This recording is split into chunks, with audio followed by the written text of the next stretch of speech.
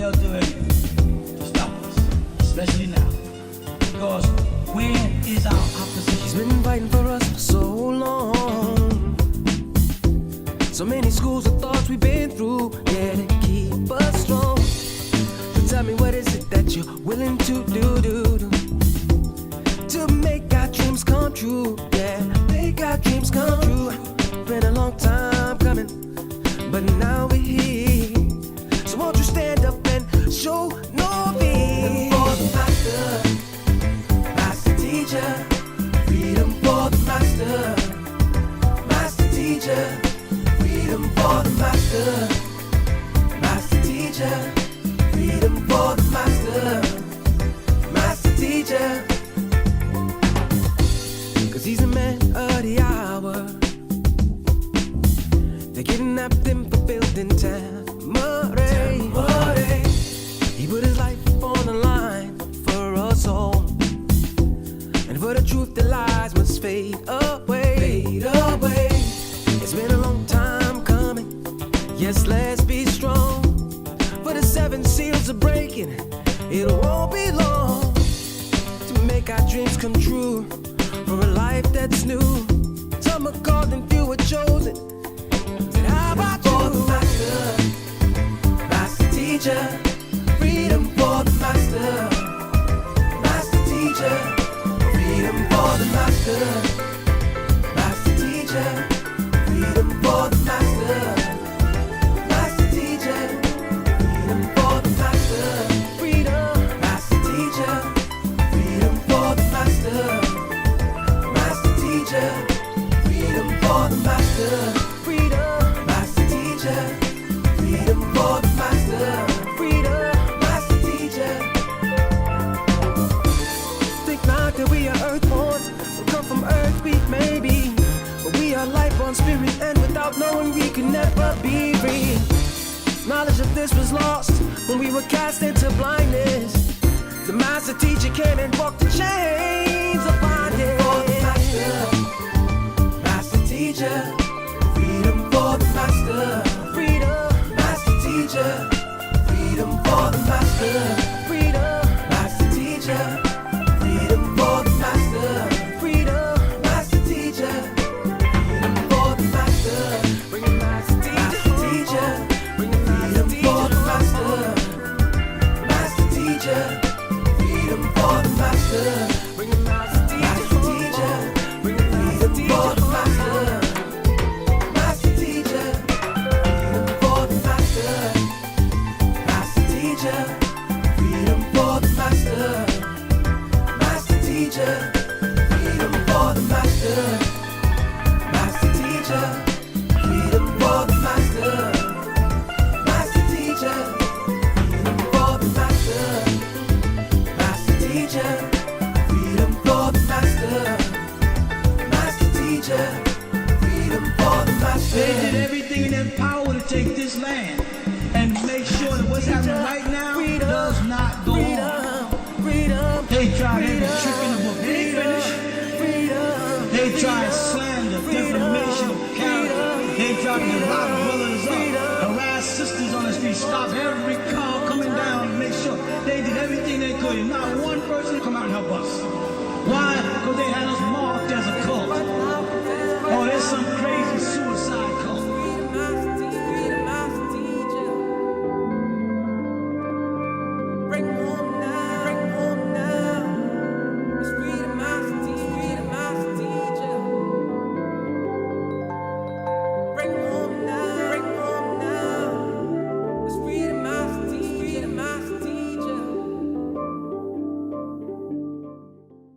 There's a concentrated effort to stop it.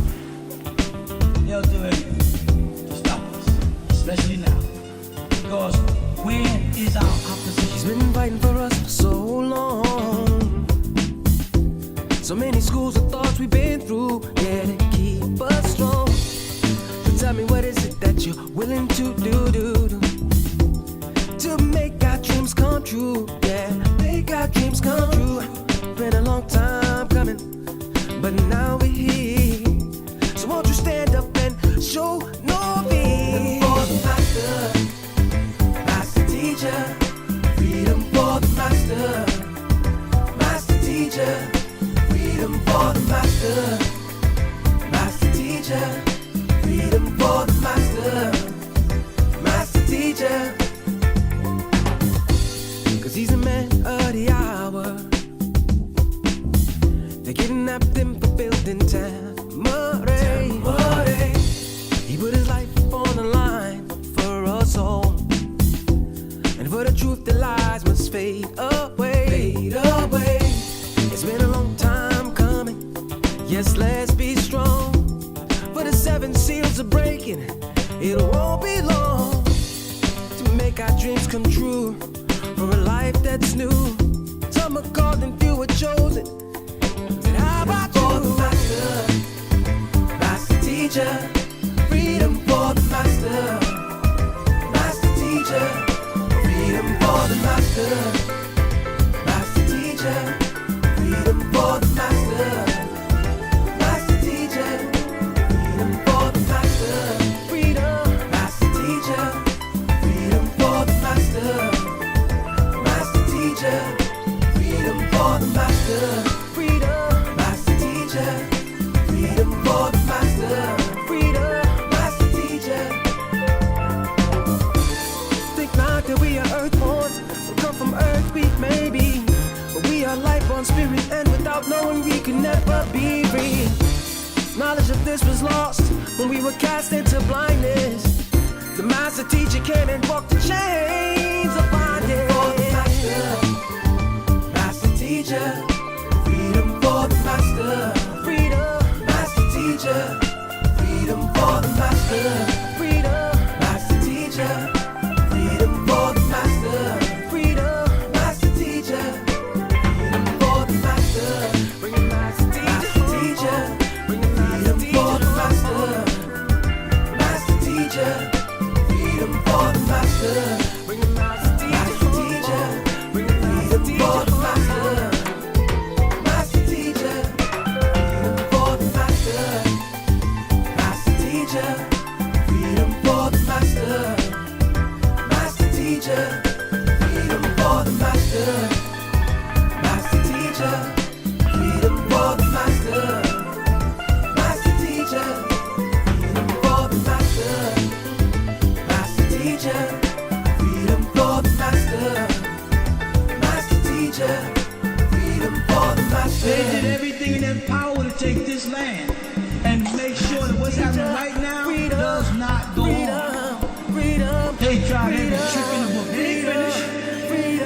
They tried slander, defamation of character. They tried to divide brothers up, harass sisters on the street, stop every car coming down and make sure they did everything they could. And not one person come out and help us. Why? Because they had us marked as a cult. Oh, there's some crazy suicide cult.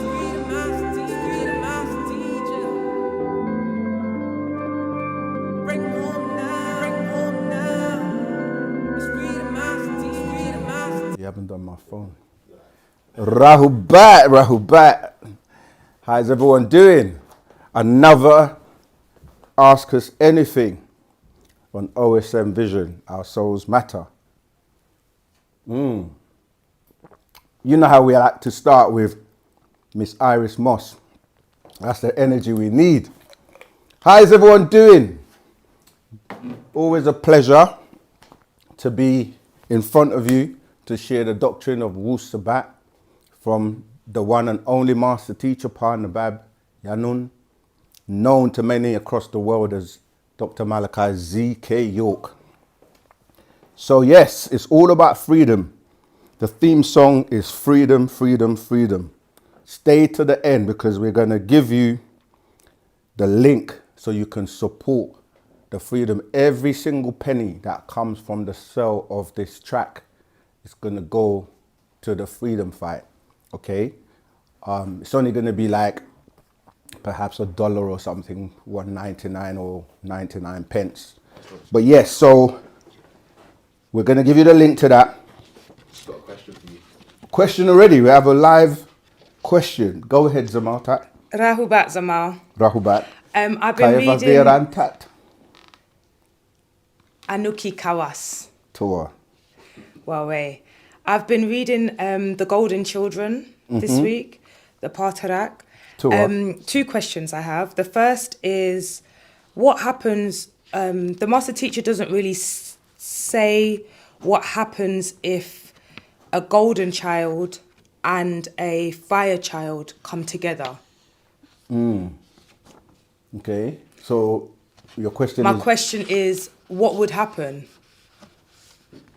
Actually, my question really is it possible for a golden child and a fire child to come together Conceive. and conceive to her? It is possible because you're dealing with genetics. However, it's the result or the outcome of that mix. It's a bit like in the Bible when it talks about, you know, the beings that came down in Genesis 6:4, the Nephilims, who were referred to as the sons of God, but they mix with the daughters of men and they produce offspring. And that offspring turned out to be weak and wicked. And they were basically bringing about chaos and evil continuously to the point that it actually grieved the Lord that he had made, you know, them. So it's like having agreeable and disagreeable. The outcome can be agreeable or disagreeable. Really, a golden child is supposed to mate with a golden child, female, To her. or, you know, male and female coming together to produce golden children. I don't have the actual Partarak in front of me, but it's the same thing that's going on with us on the planet, where you have what we say agreeable and disagreeable, or we have the whole thing about cherubim and seraphim, or Yah and Wei. But in the case of a golden child, they actually specifically prepared for that purpose of bringing about another golden child. So it wouldn't make sense for a golden child to produce, you know, an offspring that is not a golden child. But people also say this when they speak about the master teacher, because he has offspring. And everyone sometimes says, well, how can the master teacher have disagreeable offspring? The reality is that physically, when you have offspring, depending on what that offspring does and what environment they're in and what they basically partake in, they can become disagreeable. And so he's got both agreeable as well as disagreeable. And the same with us. When we have children, all our children are never all agreeable, you see. So some are agreeable, some are disagreeable. But when we say agreeable and disagreeable, we have to realize that it's kind of slightly different from when we say being a devil, because there are devils by conversion and they're devils by nature, two kind of different things. So when I say devil by conversion, that's learnt behavior, that's following other people. That's why some golden children will be go astray by following fire children. But go ahead, sis. Huawei. My other question was the master teacher is very specific in, I'll read from 20. Okay. It says, smoking, drinking, lust, doing things to their bodies, tattoos, piercing tongues, and other body cuttings and distortions, chemicals on hair, skin, bleached hair, and coloured contacts. He's quite specific in that list. Right. So I actually have two questions from that. Once you overstand and you've read and you've got the knowledge, is it that you should do your best to reverse some of those things? For example, you know... yeah, I mean... because he does say why afterwards.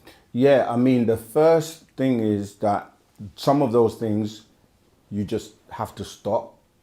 But some of them, like he says, if you've already got them, like the body piercings and the tattooing, he explains that it can be reversed by the elders, you see. So they can actually, we forget that our Natharu are very advanced. Like even when people say, for example, they've lost their tonsils have been taken out, or their appendix have been taken out. These are body parts that you need for spiritual growth in certain aspects.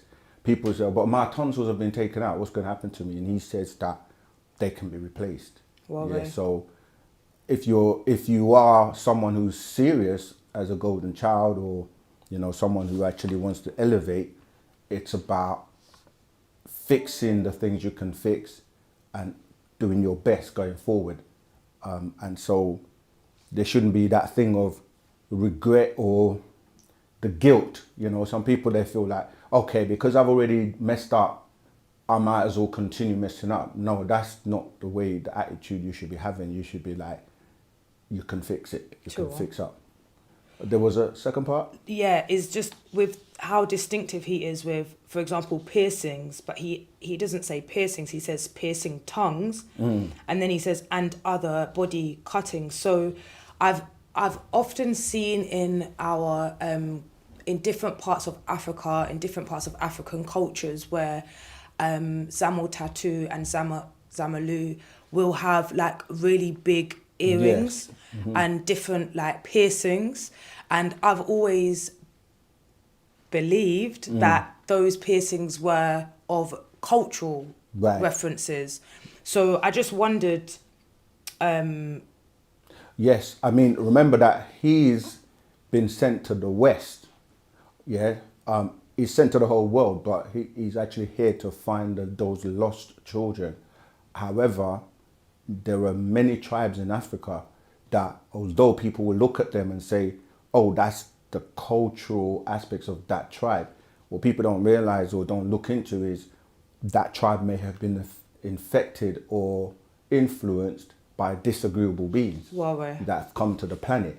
So it's not everything you see by tribes that you're going to think, oh, it's just cultural because they're a tribe, because there are disagreeable tribes in Africa, and there's some disagreeable tribes that have been influenced by, remember, these beings that came to the planet, even the beings that were in the land of Nod.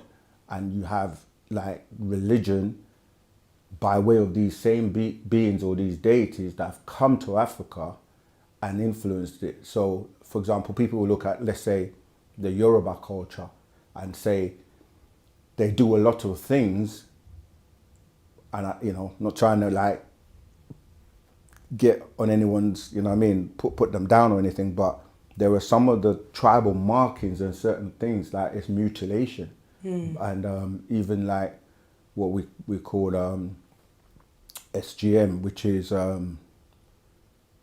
when females' genitals surgical, are they call it circumcised, but it's not really.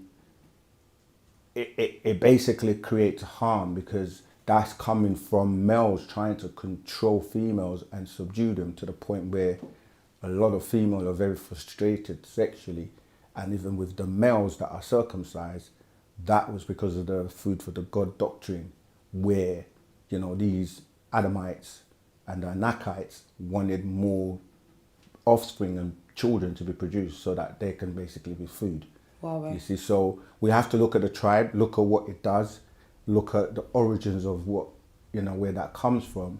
There are obviously some agreeable tribes, but yeah, in terms of piercings, he's specifically talking about those in the West, because if you look at a lot of people that pierce their tongues, if you start to go deep into it, a lot of it stems from prostitution, sexual drives. Right, Yeah. exactly. And you got the 200 fallen angels that basically pierced. They had so many piercings. You've got people that cut their tongues in two to have that type of snake or serpent like tongue. So yeah, it all depends on what it is, but yeah, he's after a specific group of people. That's why he says he sifts amongst the many to find those specific children.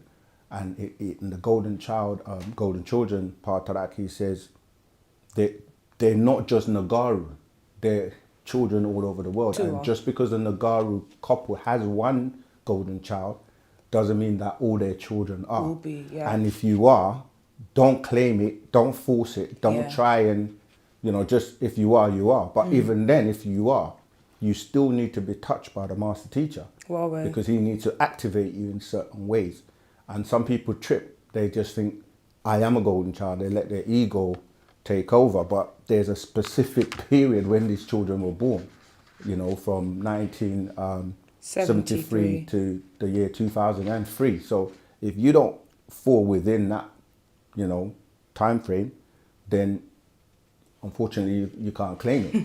But at the same time, in the same golden children part of that, he explains that we are the children of the sun. So we are golden children in that sense when you're referring to it from the Melanite children or children of the sun.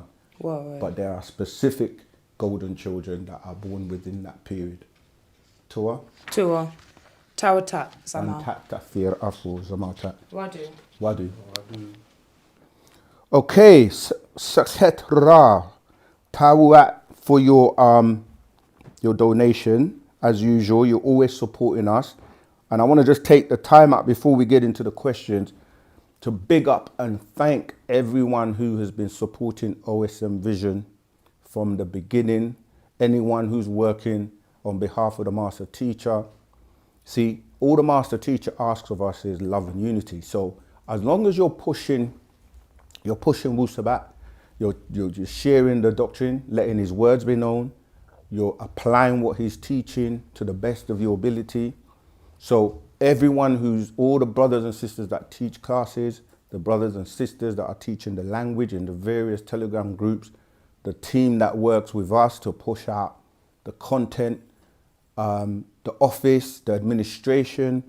There are many people who have been loyal to the Master Teacher and till this day are continuing to do that, regardless of what people says about them. And the Master taught us, if you want something done, get it done. You know, don't wait and point fingers at other people. Outwork other people. That's all that matters for us to get Wu-Sabat to the world, okay, to humanity, and get the Master home with us so he can continue to help, because he is the guide. Where are you going to go if you don't know where you're going? And when we say guide, we're talking about in every sense of the word, okay? He empowers you as God. He makes gods and goddesses in his image and likeness. So don't believe the hype. Don't get caught up with people that think they know what they're saying or know what they're doing or know where they're going. We give credit where credit is due. We give respect to anyone who's working to uplift, you know, and my favorite word right now is freedom. Yeah, freedom of the Master Teacher, freedom for us, physical freedom, spiritual freedom, mental freedom, financial freedom, freedom. That's what we're focusing on right now. And we obviously have the 100 project that we're working on to make this happen, because we do know that it's our time to be free from 6 ether forces, free from, you know, the systems that just basically try to enslave people worldwide, regardless of who you are. So they're fading away, and OSM Vision is here. And remember, we got 12 of the 12. We've been counting down the video that's going to change the world. Make sure you've already got it set to give you a reminder, you know, because we're all going to be like watching at the same time worldwide. Share it. Help us by commenting, subscribing, you know, just make sure you're engaged. That really does help us. So Sakhet Ra, just wanted to say thank you again for your donation. Peace and blessings. Thank you to all the teachers. Truly a blessing. Yeah, I'm echoing your words. That's what I was just also saying, like, everyone, no matter how small you think your contribution is and what you do to help Wu-Sabat reach the masses is very much appreciated, loved, okay? All right, let's see who is on today. Make sure you're letting us know where you are and where you're chiming in from. And you can call in live today. All right, we're going to put the number in the chat so you can call in live. Who's here? Right, let's see. We've got Nathan Gilbert. Wow. It's Pharaoh's birthday today. Oh, it's Pharaoh's birthday today. Okay. birthday, so you were born today, or Earth Day, or yeah, well, we want to give you a big shout because you're one of our regulars, and yeah, we wish you more. Even though Sabians don't really do with the wishing thing, but we just know that yeah, stay strong, stay on Wu-Sabat. Wu-Sabat is the way, it's the future. It's not easy, but it's going to be worth it, because nothing that is worth anything is easy. You've got to work for it. Because when people get things for free or get things easily, they don't value them as much, you see. But when you put in the effort and you get it, you seem to take care of it, and you seem to want to value it more. So put in the work. Study, study, study. Read, read, read. Teach, teach, teach. Each one reach one, each one teach one. Okay, let me just go through, because you've got a lot of, I think, comments. Nathan Gilbert. My name is Nathan. I created the biggest star program in England on record to get human into a higher state consciousness. Okay. I come from the Pleiadian star cluster. Discusses my genetics by extraterrestrial councils of the Galactic Federation. I'm basically saying that I seeded many extraterrestrial star seeds. I started many star seed programs. My children are scattered all over England. The Aldebarans, I'm not perfect extraterrestrial like how Elohim are not. This is Ask Us Anything. You're making a lot of statements, whether it's true or not true. You know, you're making a lot of claims, and many people do make claims, but we need to see the receipts. We need to see the work. This is the first time I'm coming across you, but I'm just saying, like, people don't allow, I will say this because I try my best to remain as humble as I possibly can. You're not saying anything really new to us. Everything you know about God is a lie. I know this because I reincarnated many times in many star systems. I'll give you a thumbs up. Good for you. Let's keep going. Rahubat. That's Fab Solar. Rahubat, Shamuda, Keith Hill, Freedom Master Teacher Malachi Z. York, of course, definitely. Fab Solar again. I'm looking forward to today's live stream. Thank you for all the knowledge you share with us. No problem. Na'ut Shakal. And we give all the praise is due to Pana Babyanun, because he's the one that has actually seeded and woken us up from the slumber of six ether. Music world creates music. Rahubat Saken, Rahubat. It's amazing how many times I see even the Freedom video. My name was spelled wrong, but someone else, Saken, it's all good. You all know the tones. Tawat, Rahubat.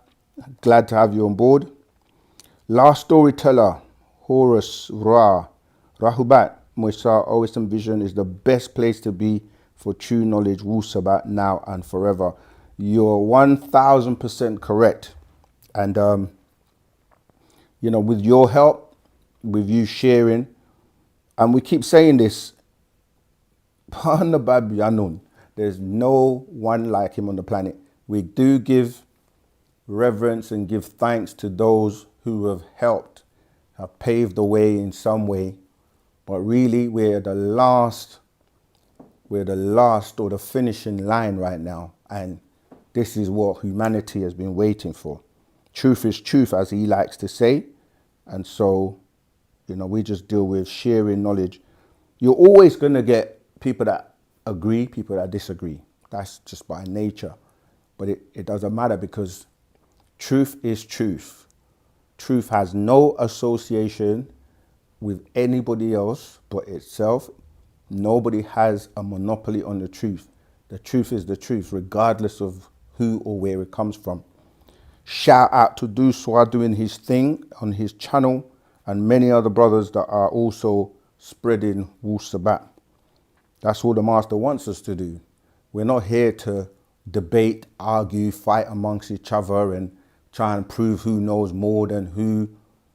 At the end of the day, we're all getting it from the source, and the source is part of the Bab Yanun. So everyone that is helping to spread Wu-Sabat to humanity, yeah, it's all good. Pharaoh, the birthday boy, what are you saying? You say, Rahubat, in our temple of Dendera, where astrology comes from, do we have compatible and enemy signs, things like in the Chinese zodiac? For instance, I'm a dog, I don't get along with dragons. Yeah, that's our nature. That's where you see, you see like Haru or Horus, he has the falcon head. You see many people, and this is what Adamites and the Europeans were not knowledgeable about. They thought the faces and the masks that you saw were actually how the people looked, and they termed it like pagan worshipping and so forth. But those animals were the nature or the characteristics of that individual or that person, So you see Anubu or Anubis, Nupu, he has the falcon, the jackal, not the falcon, head. And again, when you start to look into why, because he was referred to as the angel of death, because his job was to come and collect your soul. So a lot of people fear death because they're like, oh, the angel of death is coming. But it's a job or a task that needs to be done. And it was more him giving you an orientation so you know what to expect and help you to walk through like the different challenges or obstacles that you will face, as you are transitioning through, to prepare you so that you knew what to do. So death is not supposed to be looked at as a negative thing. But Sixth Ether made it a negative thing because they knew that they were bound and could not go beyond Sixth Ether or get trapped within the realms of the earth, as it tells you in Revelation 18:2 about the foul birds, in this cage. So those who fear death is because they know they haven't prepared or made the necessary grade or preparation to have a smooth transition and may come back. So they turned it into a morbid, everybody's crying and everyone's wearing black, and it's all like made to feel like such a negative vibe that everyone's giving off, when it should be a celebration if you are transitioning to live on to another realm, you see. So yeah, I'm just saying that to say those masks that you see on the walls of Egypt, those are signs that relate to the nature of the people. And when you say zodiac, that's what it became. People looked at it like, oh, animals. And zoo comes from that word zodiac. So, because obviously it was taken from the Dendera, as you said, in the temple of Hathor. So, yeah, it became, as you say, astrology. And yeah, they started to make it into sorcery, basically. But yeah, you're right. To say you're a dog is really, today when people say that, when females use that as a derogatory term for males, in like the music industry and hip hop, and people call it themselves dogs. The females are the bi dog, and the males are dogs. So it's like the nature and what it stands for has been changed.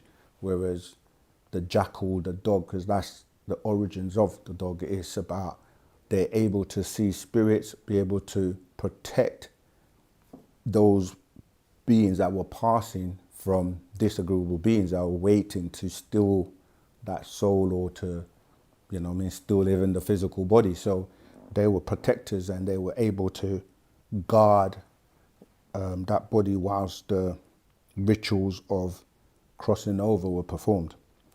Okay, let's keep going to the next question. Yes, Pharaoh, enjoy your birthday. Are you eating cake? Make sure that you save some for us, yeah? Vegan cake, of course. Right, let's go to the next question.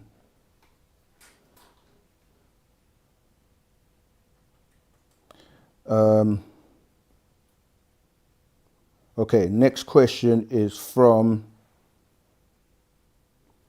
oh, it's not really a question. Music World creates music. We love the teachings of the master teacher, Dr. Malachi Z. York, the only one truth. That's right. There are many truths, but he brings all the truths together in one. And there are many masters, but he is the master of masters.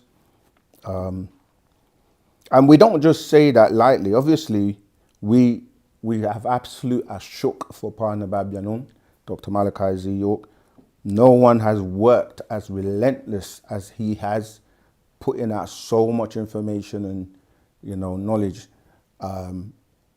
Not just the knowledge, but actually putting it into practical, showing people that it's not just talk, it's about work. Built many cities, resurrected Egypt in the West, and lived it, not just wrote books or talked about it like others do. But at the end of the day, everyone is connected. We are part of the all, and the all is a part of us, and we must recognize that we are one. Nathan Gilbert, if you're just going to just preach and talk and give your experiences and opinions, that's not really what this channel is for. It's really about asking questions about Wu-Sabat and what we teach. If you are, you are. You don't have to convince people you are. Show it by way of your actions. Oh, Pharaoh, I was born on the 9th today. Does that mean anything special being born on the 9th, even though we are in a... These numbers and times that we're using, it's not really so much about the day, because like you say, we're using the Gregorian calendar. It's more about the energy. And like I keep saying, and the master keeps saying it, our proclamation says it. It's not show it by way of your actions. People can say, I'm great, I'm this, I'm that, and this, and that. Okay, what are you doing? What have you done for humanity? Like, it's not about talking, it's about doing. Not even doing, getting it done. Yeah, because you got do, doing, and done. Get it done. Someone's asked a question. Can you please talk about, this is I am real Mora. Can you please talk about birthdays? Are we supposed to celebrate our birthdays? And if we are born on a Monday, should we only celebrate it only if it falls on that day? In religion, specifically, or more so Islam, you're taught that if you celebrate, say, the Prophet's birthdays, then that means you're giving preference or reverence to one over the other. So they will teach you that you shouldn't do that. We're not in religion, and we deal with actual facts and logics and critical thinking and things that make sense. If you would like to celebrate. You don't have to, but it's entirely up to you. And when people say celebrate, what do you do? What do you call a celebration? Because sometimes what that means to people is to indulge in vices that are not good for you anyway. So, we're coming to, if you didn't see our last year video on Christmas, go and watch that again, because I think we've pretty much covered most of the holidays. If we haven't, we're going to cover all of them, because they have origins. Like, this is a time where people get beguiled and get to indulge in things and just overdo everything, like alcohol, drinking, smoking, overeating. A lot of people have a lot of competitions. It's like, but then you have people who just have the opportunity to just come together because they haven't actually had the opportunity. Maybe they're in different parts of the world or different countries, and they come together as a family, and it's not really about the pagan rituals and all the other stuff and the manufacturing industry that uses this opportunity to sell you all kinds of things that you don't really need. A lot of arguments take place because of competitions, and then a lot of people have trying to keep up, as they say, with the Joneses. They spend a lot of money and then maybe put on a lot of weight. Relationships break up because people are fighting and arguing over a couple of days in the year. And so the disagreeable energy that comes with the pagan ritual can basically create that disagreeableness, right? We have a live caller, so I'm going to pause for the calls and take that call, and we'll get back to the questions in the chat. Rahubat, live caller, what's your name, where you calling from, and what's your question, please? Peace, Rahubat. Q calling from the United States. I had a question asking about, I was doing some research on, what is it called, the Pleiadian light lock. And is it true that it was created by like these bird-like beings called like the avians, and it's used to keep the Earth and the solar system protected? And for the beings like the Anaki beings and the other extraterrestrial beings that are here, pretty much to keep them locked in and from leaving, and for them to pretty much be destroyed because they're trying to flee the Earth with all of the things that they've been doing for the past, 5,000 to 6,000 years and getting away with? Okay, I didn't hear what you said, that the Pleiadian what? And where's the reference that you're getting this information from?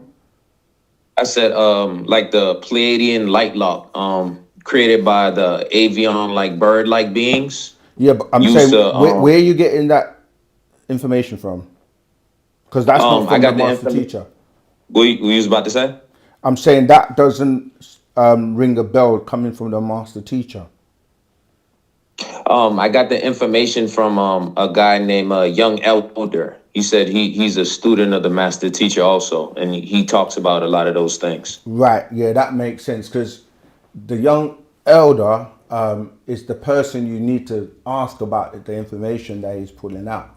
I mean, there are many people that have read the master's books, and there are many people that have incorporated other things into what the master teacher is teaching. There are many people that read the holy tablets, for example, that the master teacher put out, and don't get to a point where they accept, I'm not saying him, I'm just giving you examples where he says that has expired, right, as of the year 2000. And so when people are saying things that the master hasn't said, that's why we always ask you for the reference. Like, if it's from a scroll from the master teacher, then we can read that scroll and see and break it down where the master is coming from. But if people are giving you references and giving you information and it's not from the master teacher, we don't really speak on it, because the person who's putting out that information is the one that needs to explain it. You see, because everything the master teacher puts out, he explains, and he teaches us and teaches his students to study and learn it so that we can then teach it. But we can't talk on what other people are putting out. So again, you'll have to go to the Young Elder. And what I would say as well, a lot of people don't follow instructions, or they're not up to date or sticking, like the master says, following the lamb wherever he goes. People say things, and again, this is not specific to the Young Elder, because we meet people all the time and they will say, yeah, I've been, somebody, in fact, yesterday, somebody came in the store and I said to them, I was giving them a flyer just to, see if they, oh, I know all about Nuwapians. That's what they said. And the energy and the way they came up with it, I was like, in my head, I was like, I don't even know all about Nuwapians. But that ego of thinking they know, but they're actually not up to date. They're not close. They're not with the family. They're not, you can tell people that are up to date, that are following and doing what the master has asked of us or requested of us. So often people will say, I was around 20 years ago, or, I followed a master teacher. But then you look at what they're doing currently today, like I'm talking about the master teacher speaks to people, like I'm talking about daily, in real time. So I'm basically saying that not everyone that says, I follow the master teacher, is following the master teacher. So you have to use your own discernment and basically ask those hard questions to see if they are really following the instructions, as in, basically, like, are they up to date? Are they listening to what the master is saying now? And if they're not, they really need to come home and upgrade and be in line, or else they're really doing their own thing. You follow? Right. Okay. I follow you. I got another question. I know before, you said that at one point in the beginning, the females originally, when there was 24 elders and 12 seeded the planet using the dolphins, the females were able to reproduce on their own without the male, because the female could secrete and impregnate herself to reproduce, to give birth. Mm-hmm. When did that stop? Did it stop when these other extraterrestrials came to the planet and started mating with the females? That's what caused the female to stop being able to produce on her own without needing a male counterpart? I can't give you the exact date when it stopped. However, it wasn't that. It was because the females themselves fell in love with their creation.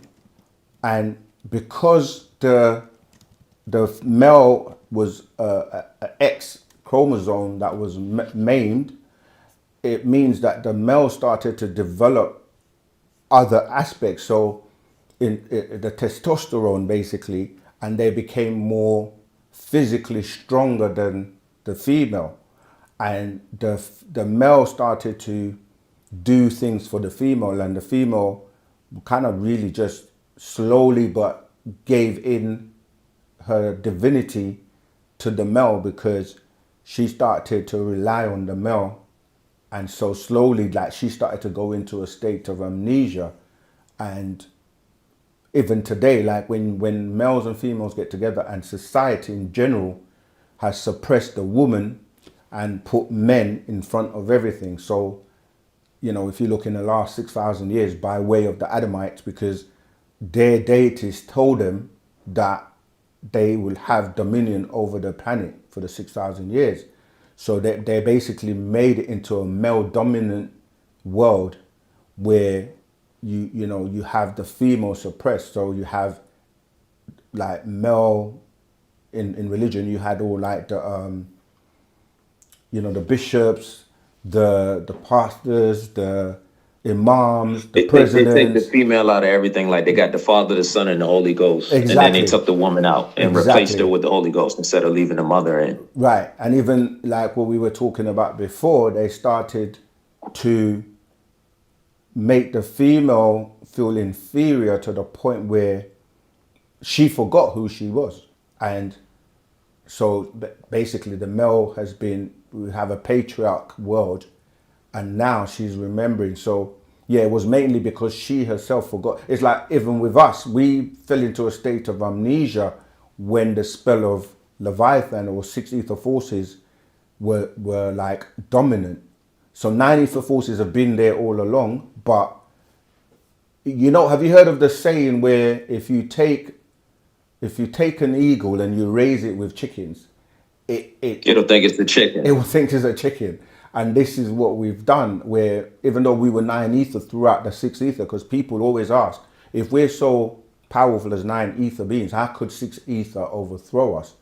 Well, it's because you can be put in a situation where you're told the same thing over and over and over again, and then as soon as you start to believe it, and this is Like slavery and enslavement, pretty much. exactly. Generations. There are experiments that have been carried out to show that this epigenetics or learned behavior can be passed from offspring to offspring, from generation to generation. So, Right. but Trauma. you have to wake up, and someone comes and says to you, "Do you know you like women?" If you say to women, "You are God. You created everybody on the planet," they fight you to say, "No, I'm created by God, and God is a man."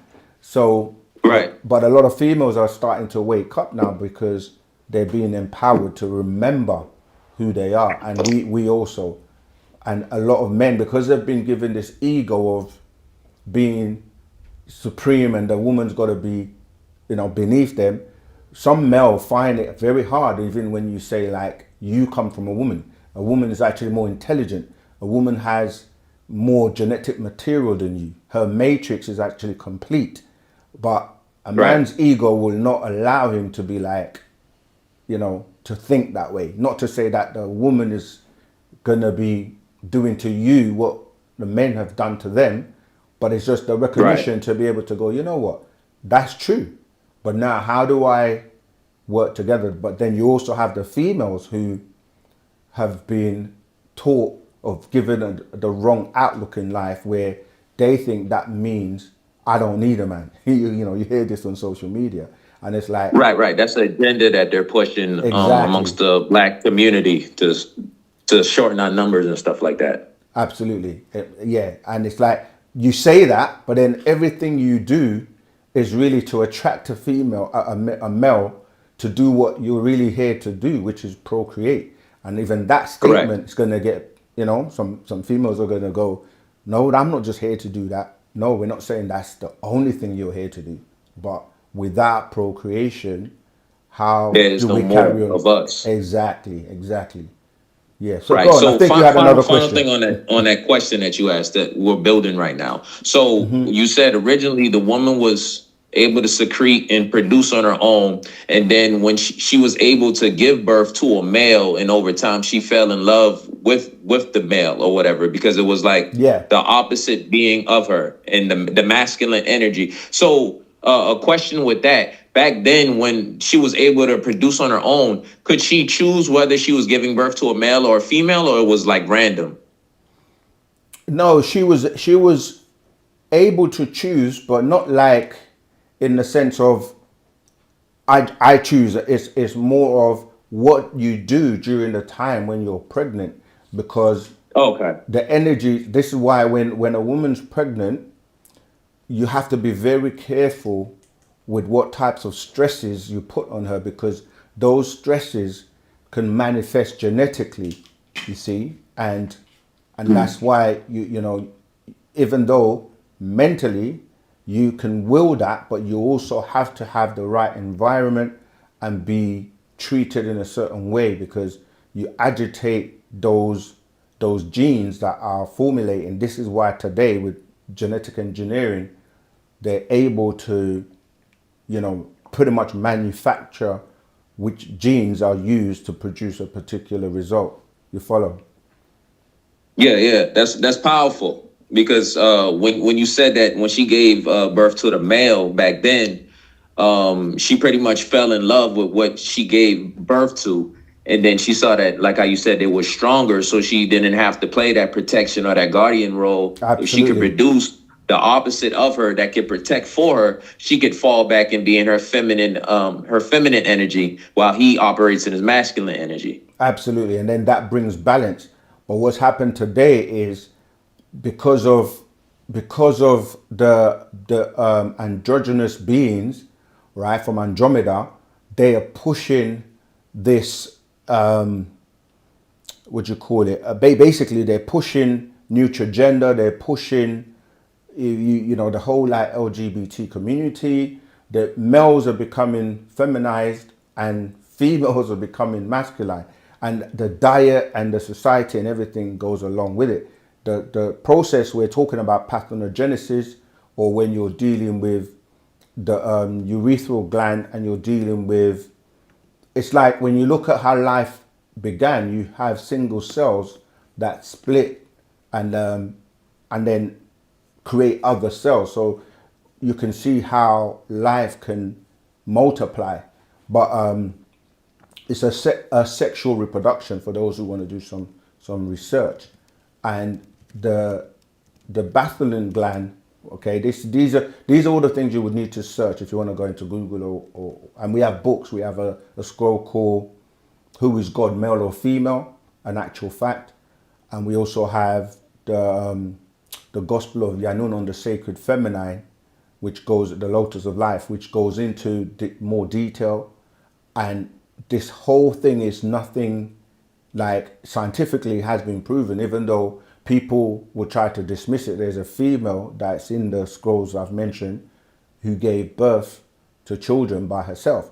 This is where the Immaculate Conception, you know, of Christianity and Islam and the religious books come from, where they say that Mary, for example, the mother of Jesus, gave birth to her son without any intercourse. But we know that that's really talking about this sexual reproduction. However, we know in that situation that a male was involved, because in order to get the Y chromosome, that had to come from a man.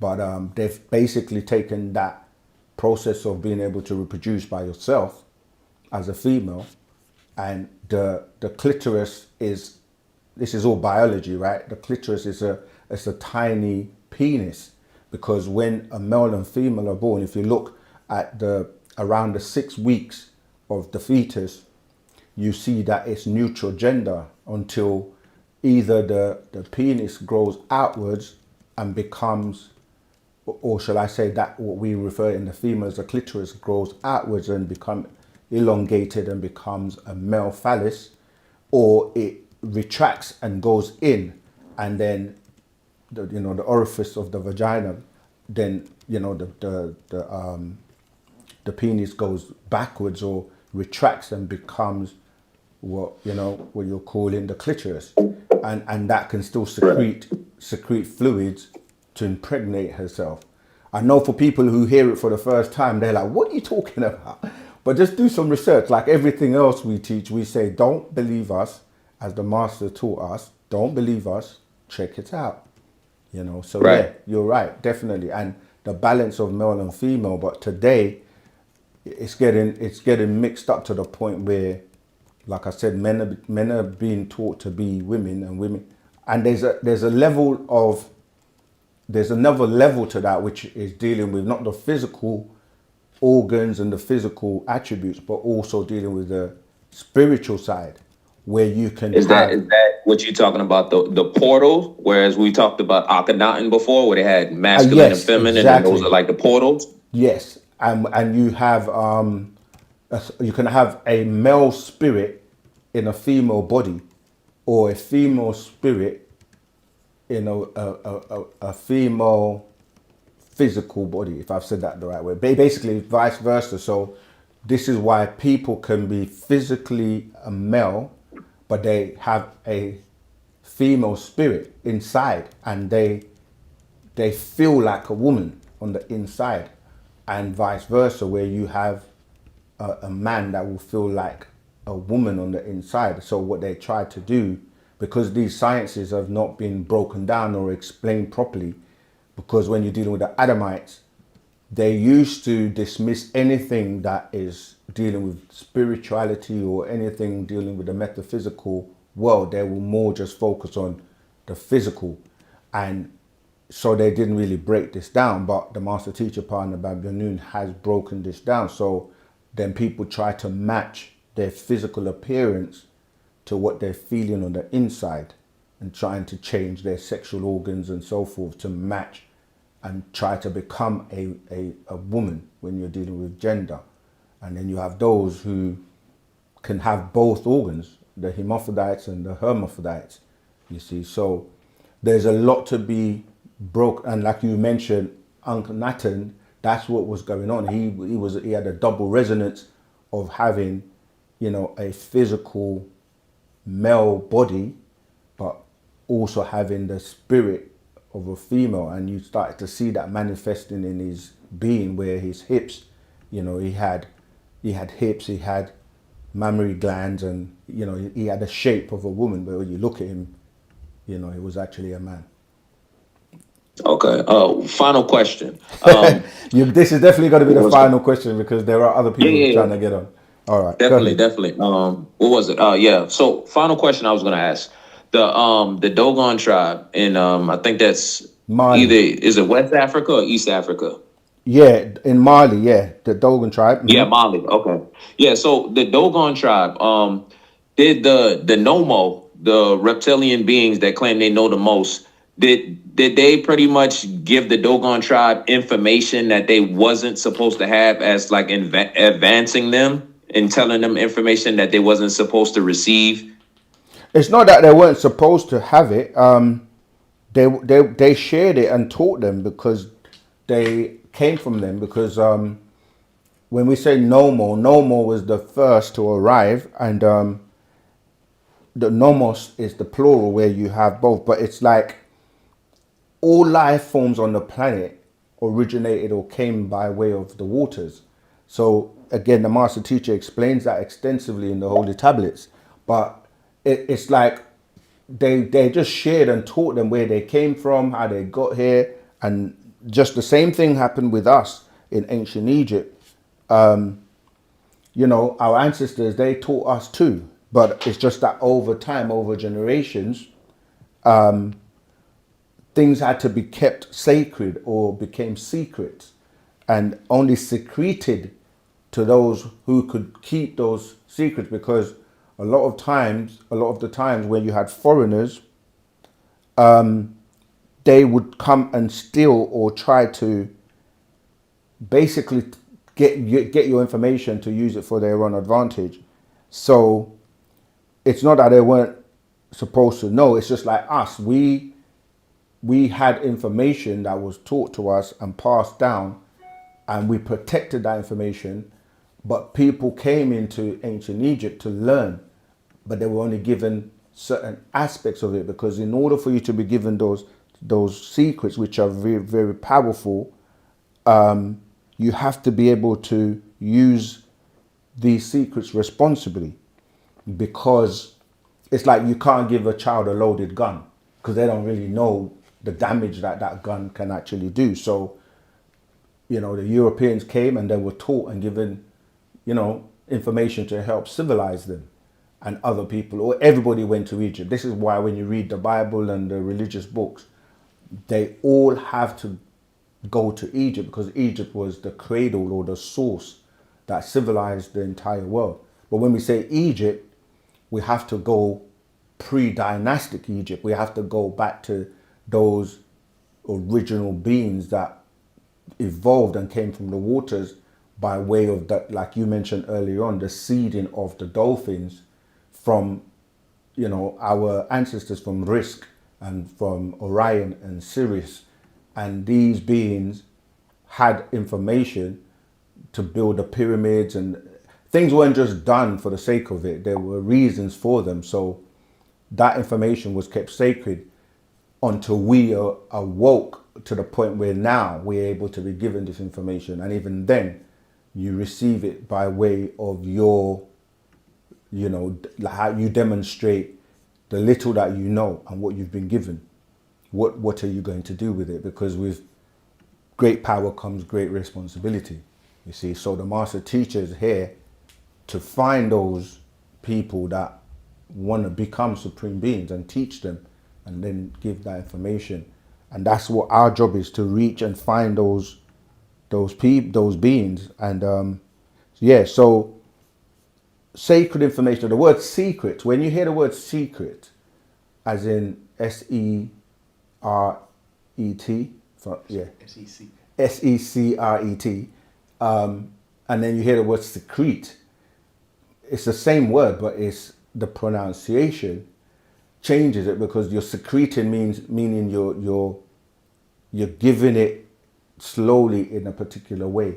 It's like the word information. When you say it like that, you just hear information.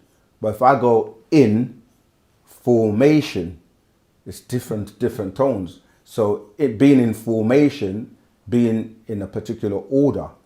But when you hear information, you just hear like you've been taught. You're getting given information, but you have to be in order, in formation, in line.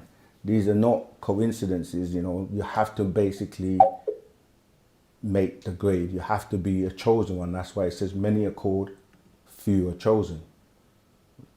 All right? Right. All right. Thank you. You're welcome every time. Tawat. All right, Now, let's get back to the questions on the chat. Are you going to watch the video coming out on Friday? We really need to know. Remember, Friday is 12/12. That was done intentionally. Yeah? So if you are, hit that button to say yes, you are. And if you're not, well, I don't know why. There's no excuse. But so far, no one is saying they're not going to watch it, but share it as well, okay? All right, let's get back to where we were with the questions.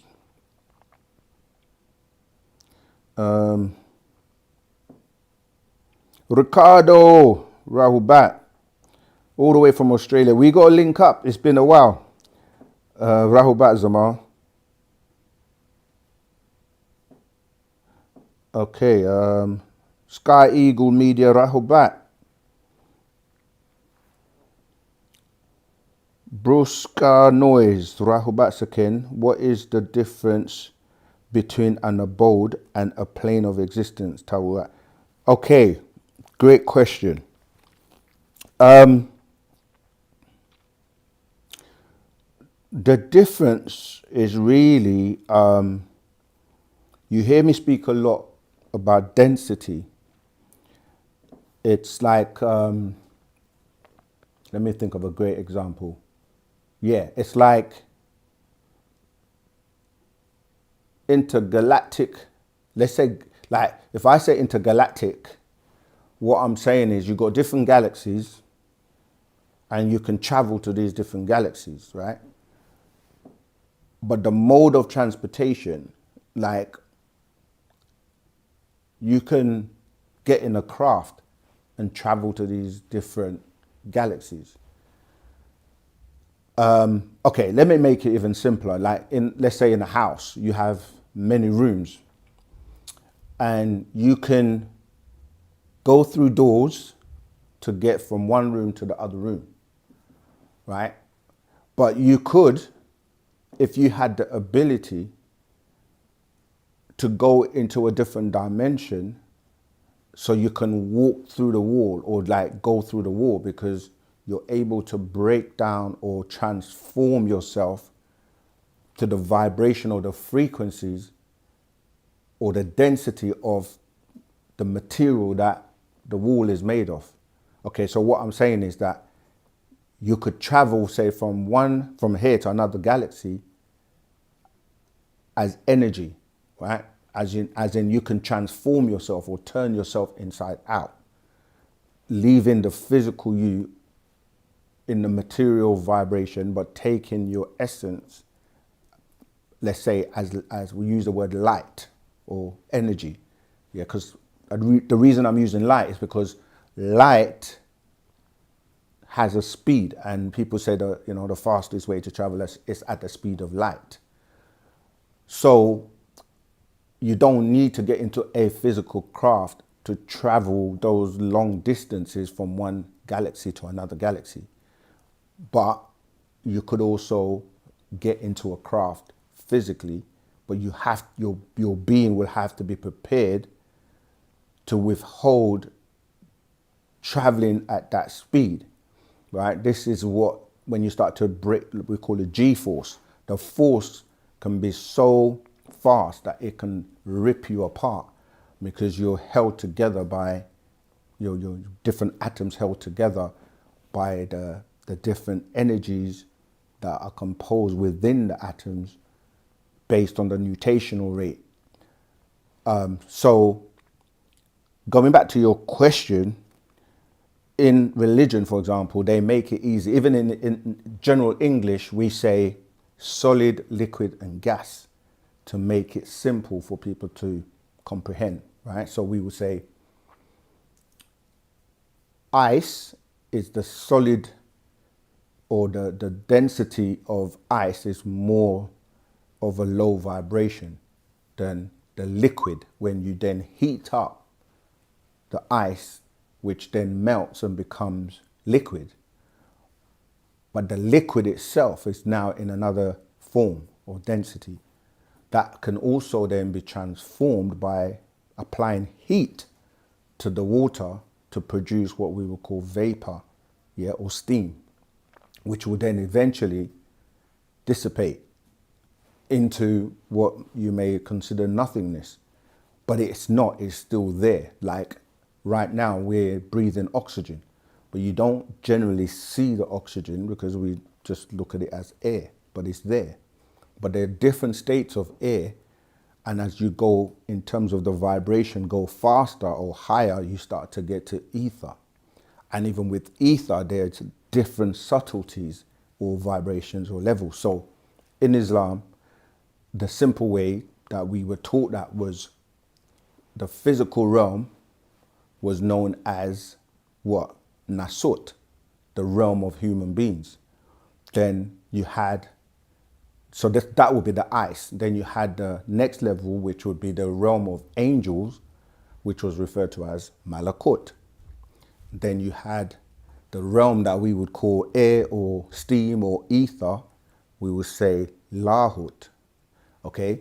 But within those three strata or those three levels, solid, liquid, and gas, you have variations of solids, you have variations of liquids, because there are like nitrogen. Like when you start to look at life, you know, you're looking at carbon, you're looking at hydrogen, you're looking at nitrogen.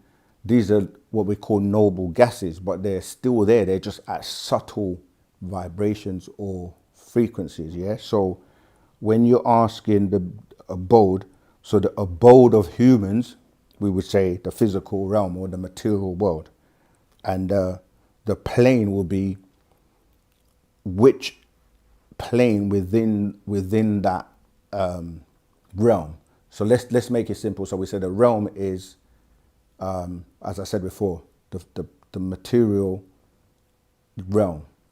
But then within that material realm, you have the planes or the different subtleties between those planes. I hope I'm not losing you. I hope I'm making sense. And then when you say existence, this is where we go into ought and naught, or what people would call unseen and seen, or nothingness, which is no, N-O, thing. We say nothing, but we mean no thing, or there isn't a sum. Because when you look at the periodic table, this is how things start to be measured. And that's why you're saying a thing. So, you know, we get H1 for hydrogen, H2 for helium, and as I said, mentioning the noble gases, C6 being carbon, nitrogen, etc. Right? So when you start to go to the other side, where it wasn't known to be quantified because they couldn't measure it, they said nothing exists beyond hydrogen. But with the right information, outformation, and the right apparatus and technology, they started to subdivide the atom to realize that there are things that exist beyond what you're calling nothing. So things exist, but they weren't just able to be measured. So then when they subdivided the atom, they realized you had quarks, you had biaps, ZDs, and going to the 9 levels of ether, you see. So those who exist in ether, which was not known to anybody else, that's going to our ancestors, the Natharu. And when you evolve to a state where it's hard to put it into words or explain it because you have to experience it, but coming from a pure energy as a pure ether being or an Etherian, and being able to, because you've now mastered all the realms coming down this way, all right, So the physical realm, the spiritual realm, the soul realm, the mental realm, the etheric realms going down, up in subtleties all the way to the point where you can now realize you don't need to exist with a physical body. You don't need to be governed by the rules of the physical abode. Like the physical abode, if I didn't have this body right now, I may be here, but you wouldn't see me. I wouldn't be able to use my mouth and my larynx and my voice to speak, because the rules of engagement would be completely different. So there are beings that surround us every day that are disembodied beings, but at different densities or vibrations or energy. This is where people start to talk about ghosts and talk about certain beings that exist. Not to spook anybody out, but I really do hope. So existence comes before creation, because to create something is to take something that already exists and then create.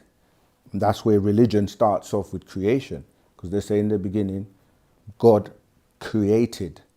See, that's where people's minds get lost, because you're saying in the beginning, God created the heavens and the earth. But your mind is going to say, how does God exist then? Because he's already there. And how does he exist? What form is God in? To say he, because he then brings you to gender, male for that matter. So he created. So you're like, if he's a man, we then know men and women come from women.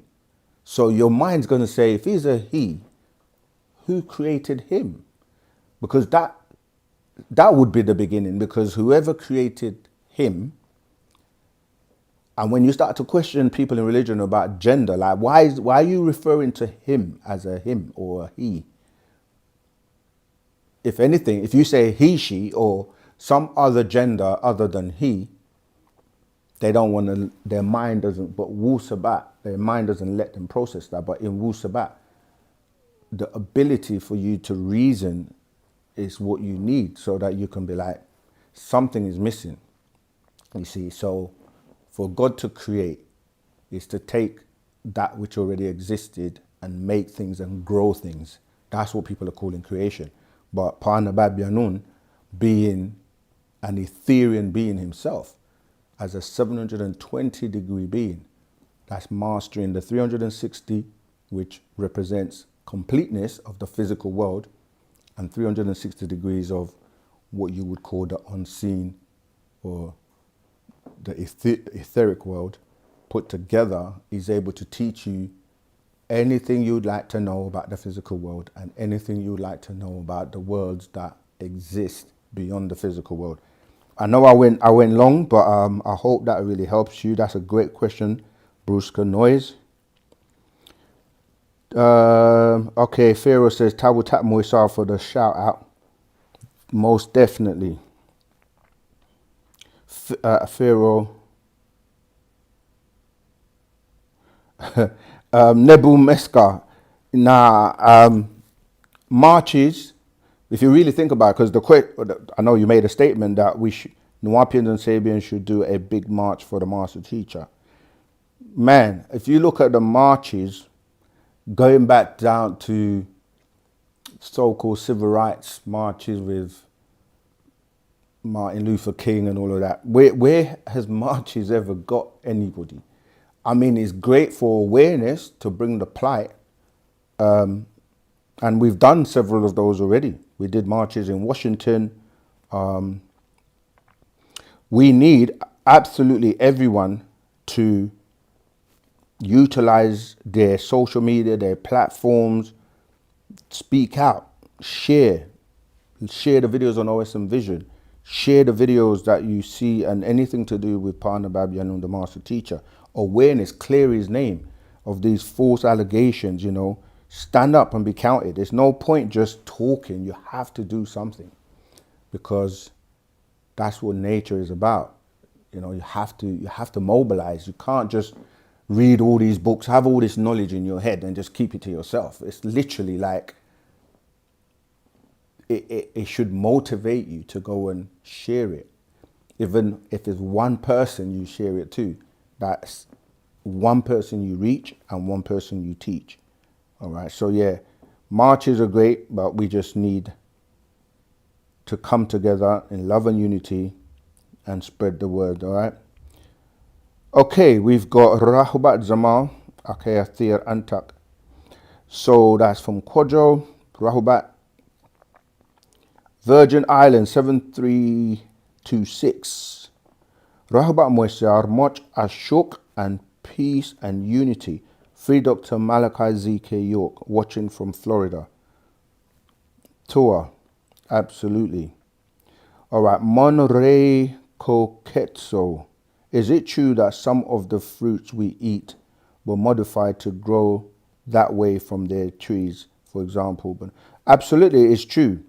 Yeah, this is the world we're living in at the moment, which is an unnatural and natural mixed together to confuse people. Yeah, it's called GMO, genetically modified, foods and fruits. And the argument that people have is, oh, there's not enough food to go around, and that is not actually true. It's bred by these beings, these disagreeable beings, because you don't get the same nutrients, the same energy and vibration from what you're consuming, which obviously changes you. Yeah, so a lot of people don't know what real food looks like because they've never seen it, they've never grown it. They buy it from supermarkets. And if you've never seen a real banana before, based on your question, how do you know what a real banana is? If you've never seen a real life chicken, how do you know what a real life chicken is? Because most of the young people and people that grow in the West, they just get food from supermarkets or ordering it online, you see. So, yeah, Monsanto, people that are producing a lot of things without seeds, because things that don't have seeds are not generally naturally grown. And people will ask the question and say, what if I grow my own food? But there's a lot that goes into that. Do you have your own land and soil? Do you have your own seeds? And where do those seeds come from? Because this is what's happening. You could have seeds that are not natural in the first place to begin with. And you can have soil that, again, is not natural, because now you have all sorts of fertilizers and, like you said, a lot of chemicals. So you have to, this is why certain things only grow in certain climate. But now you can create an environment. Excuse me. You can create an environment with the right lights and everything and grow things, artificially. So it's a tall one, but that's why you have to be on certain land that's fertile, where you can grow food yourself from original seeds and so forth. Okay, let's keep going. Nebu Mesca, Virgin. Fort Myers, to see a local knowing the truth. Okay. It's more, yeah, just to say you're glad to see a local knowing the truth. Grace Jockey 8123. Positive energy in here. 100%. We make that positive energy because everyone's mind linked. Once you're linked mentally, you're automatically linked physically. So we can create our reality based on our mentality and how we're thinking and the energy and the positivity that we are actually sending out to the world. You see? So yeah, that's what it is. Mind linked. We're locked in on positivity. Okay, we've got a new person to the teaching. Toria Edwards, 2564. New to the teaching. What scroll is a good place to start? Much love and respect for the work from South Carolina. We get asked this question so many times. I think the best thing is for you to look at the scrolls, look at the covers, look at the titles, look at what your attention is drawn to. A lot of the times, your ancestors are with you, that are working with you, within you, and from the other side or the other realms, and maybe even guiding you to Wu-Sabat. So you have to let your being gravitate to a scroll that you're drawn to, okay? That's the first recommendation. Look at the covers, look at the scrolls, look at the titles. What is it that is interesting to you? And the title will draw you to, and you pick that scroll. We can recommend so many books. There are over 1,000 books with different titles covering everything under and above the sun. So that would be a suggestion. But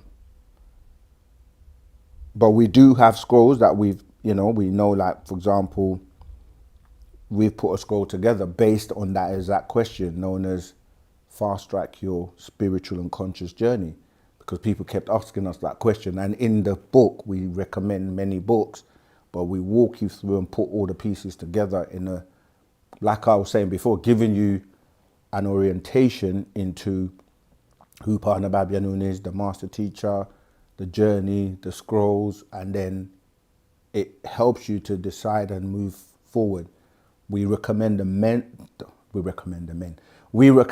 mind scroll, because your mind is very powerful, and that gets you to start to see things differently and reason in a particular way. So the mind, then your potential is another classic. There are so many scrolls, but most importantly, join our Telegram group, which is in the chat, because when you join the Telegram group, if you read through all the questions that have been asked previously, we have a repository with many clippings and excerpts of scrolls that may not be available, many student teachers answering questions, and you can get so much from just going through that Telegram group. And then it may help you formulate questions, and then the question will lead you to a scroll.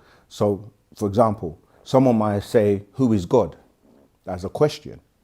And we will be like, there's a scroll called Who is God?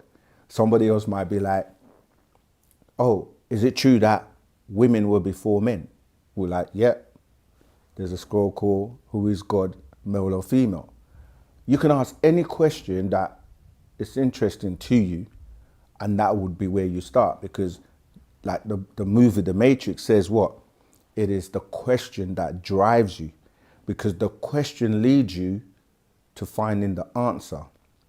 And once you find one answer, sometimes that one question will give you another 10 questions, or the answer you get is going to be like, wow, I didn't know that. So, okay, so women can procreate without men. It explains everything, because everyone on the planet comes from a woman. That's how simple it is, factually. Even if you want to say it's a test tube baby through IVF or whatever, like, they still need the woman in the process. So everyone on the planet comes from a woman. So there's no way you're going to tell me that God took the rib from a man to create a woman.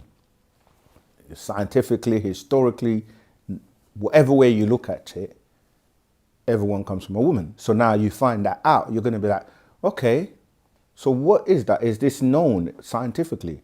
Then we say, yeah, go and do some research. And then you're in, as they say, the rabbit hole, because you're now on a journey like the Matrix. Like, are you willing to now be reborn, right?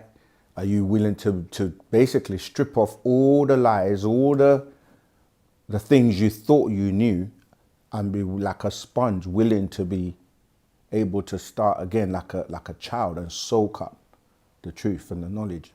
And you find out that when you go down this rabbit hole, it's like the red and blue pill. You have to be willing to deal with the truth.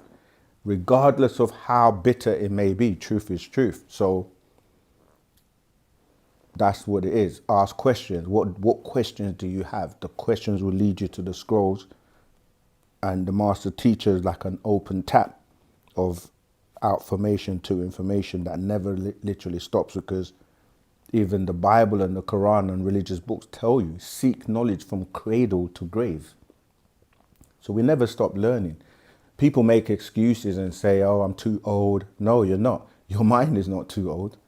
So as long as you have that mental attitude to learn new things, you can. But if you don't want to grow, you want to be like stuck going around. You know, if I go to a church or a mosque today, yeah, or let's say tomorrow, I can almost guarantee you it's going to be the same sermon and service that I heard 20 plus years ago.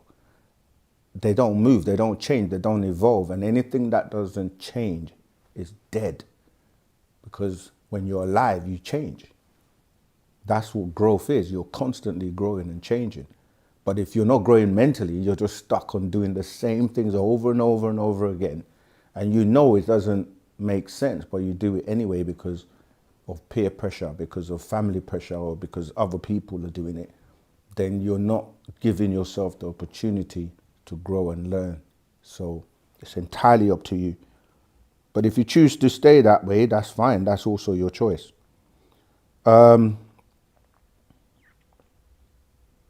Okay, there's another question. Oh yeah, the other thing you can do, Toria Edwards, you can go to your local bookstore or community, if there is one near you. Check out UnitedSabiansWorldwide.com to see if there is. Go and socialize, go and see people, go and talk to people, go and look at the scrolls and get, that energy from sharing with other people. Okay, Ike's Legend 8716. Greetings, Saken. You spelled my name right. Greetings, Saken.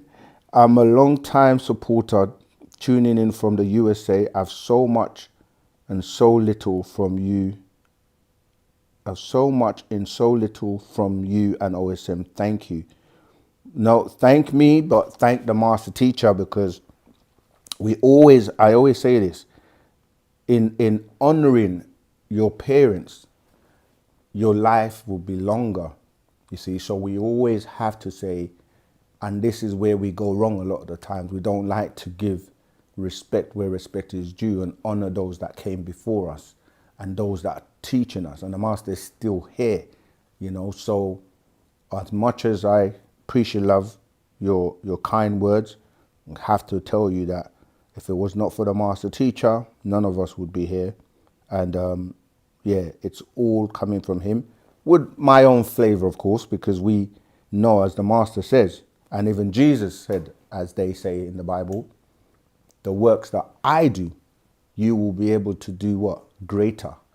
Because when someone gives you all their jewels and then you have your own to add to it, of course you're going to do greater. So many are masters in terms of whether there are chess masters or karate or whatever martial art master. If they teach their student all their moves and the student has his own moves, he's going to do better or should do greater. And that's what we're supposed to do with our offspring. We're supposed to be able to, from generation to generation, we're cutting out the crap and the new ones are supposed to do better. But if they get caught up, they get caught up and they don't want to, listen, learn, grow by not only having themselves, but taking on what the elders give them, they're going to be more and more powerful. So just wanted to do that. But yeah, we do appreciate, love your comment. Pharaoh, Nebu, 100. Oh, you're talking to Nebu. Yeah, true. Marching gets everybody on the surveillance biometric ID. That's true. Yeah, the technology they have now with face recognition and all of that. Yeah, you do put yourself. They probably have got you logged on the database anyway. Not like if you're not doing anything. People always say that, like, if you're spreading truth and helping people and sharing knowledge, what's wrong with that? I know some people don't want to hear truth, but truth is truth. And all the movies I watch, it's very rare the bad guys win. That's why you have superheroes and all the movies, the good guys always triumph, right? So if the truth is good and lies are bad, truth should win. So we're on the good side. We're the good guys. We're helping to break the spell, sharing knowledge that will help anyone and everyone on the planet to be a better person if they apply it. So, I don't know why people say it's like we're not doing anything wrong, so we're good. I know I can hear the voices already, but so was other teachers in the past. But it's too late. The time that 6 Ether were ruling has come to an end, and Parnabab Yanun is here. And there's nothing that can change this. This is by the forces of nature. You know how powerful that is, 9 Ether? If you don't know, ask someone. Okay, let's keep going. Great questions, everyone. Remember, 12th of the 12th, that video is dropping. Get your popcorn, whatever you like, so that you're going to be like this, glued to the screen. All right? And we got so much more in store for you. And that's why we keep asking you, support us, help us, share the videos, like the videos, subscribe to OSM Vision. Help us with the projects we're working on. All our projects are designed to bring you more, to reach more people, to just bring Wu-Sabat to the world. So all of the people who have helped us, we thank you from the bottom of our hearts, because, we all have to do our part. All right, let's keep going. Next question. Sky Eagle Media, Rahul Batsaken, who are the other beings that reside on the other 18 planets apart from the 8 planet Risk in Ilion? That's a great question. Answer is I don't know. And that's a great question for Parnabab Yanun, or the master teacher, to answer.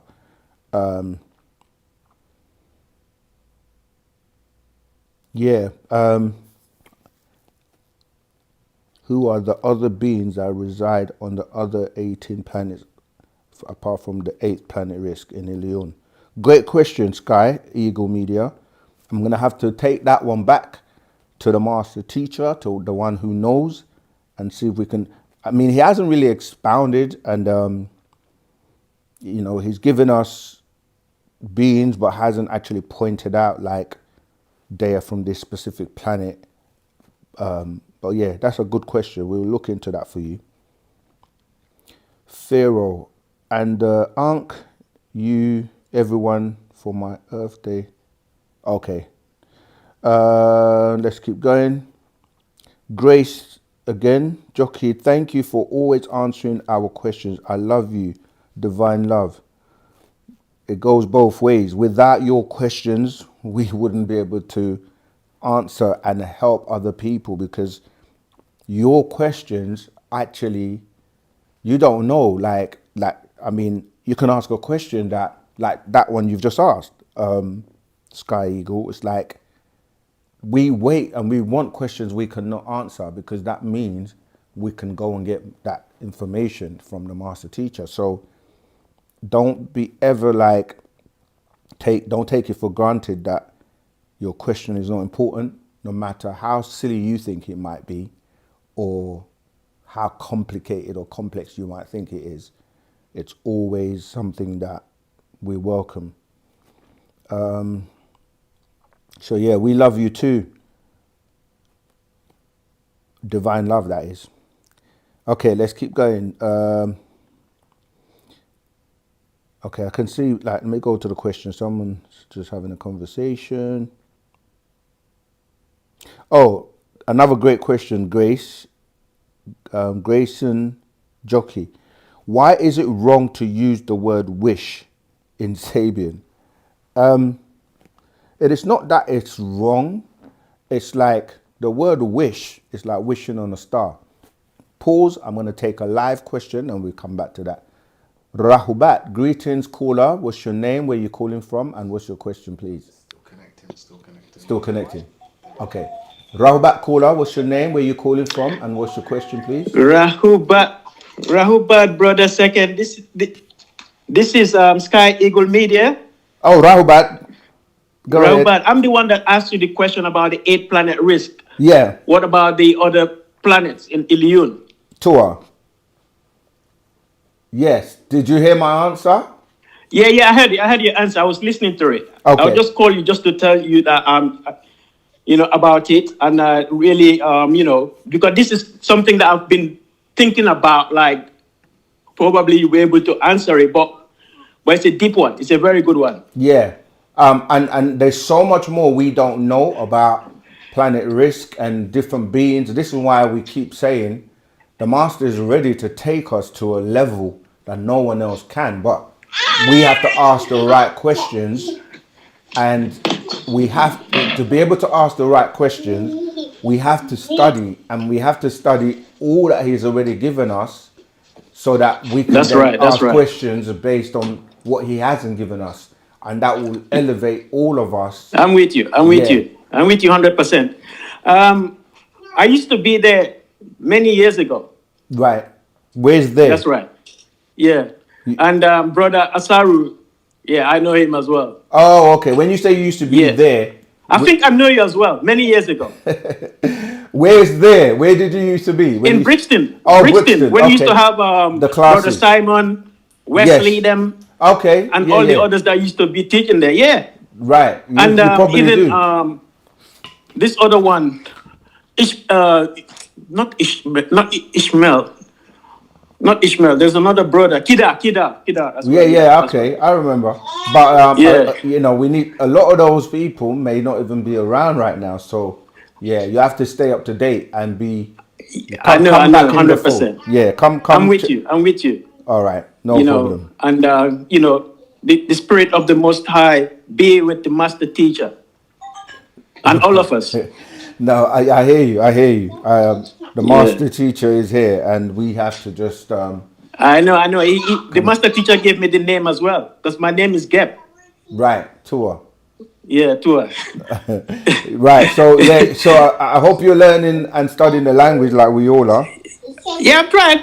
You know what I mean? All right. Yeah. I can hear some karadu in the background. Sorry, that was my little one. Yeah. Teach them Wu-Sabat from the get-go, so, Yeah. All right. I know. All right. Tawutat for calling in. All right, then. Wadi. Yeah, Tawhat. All right.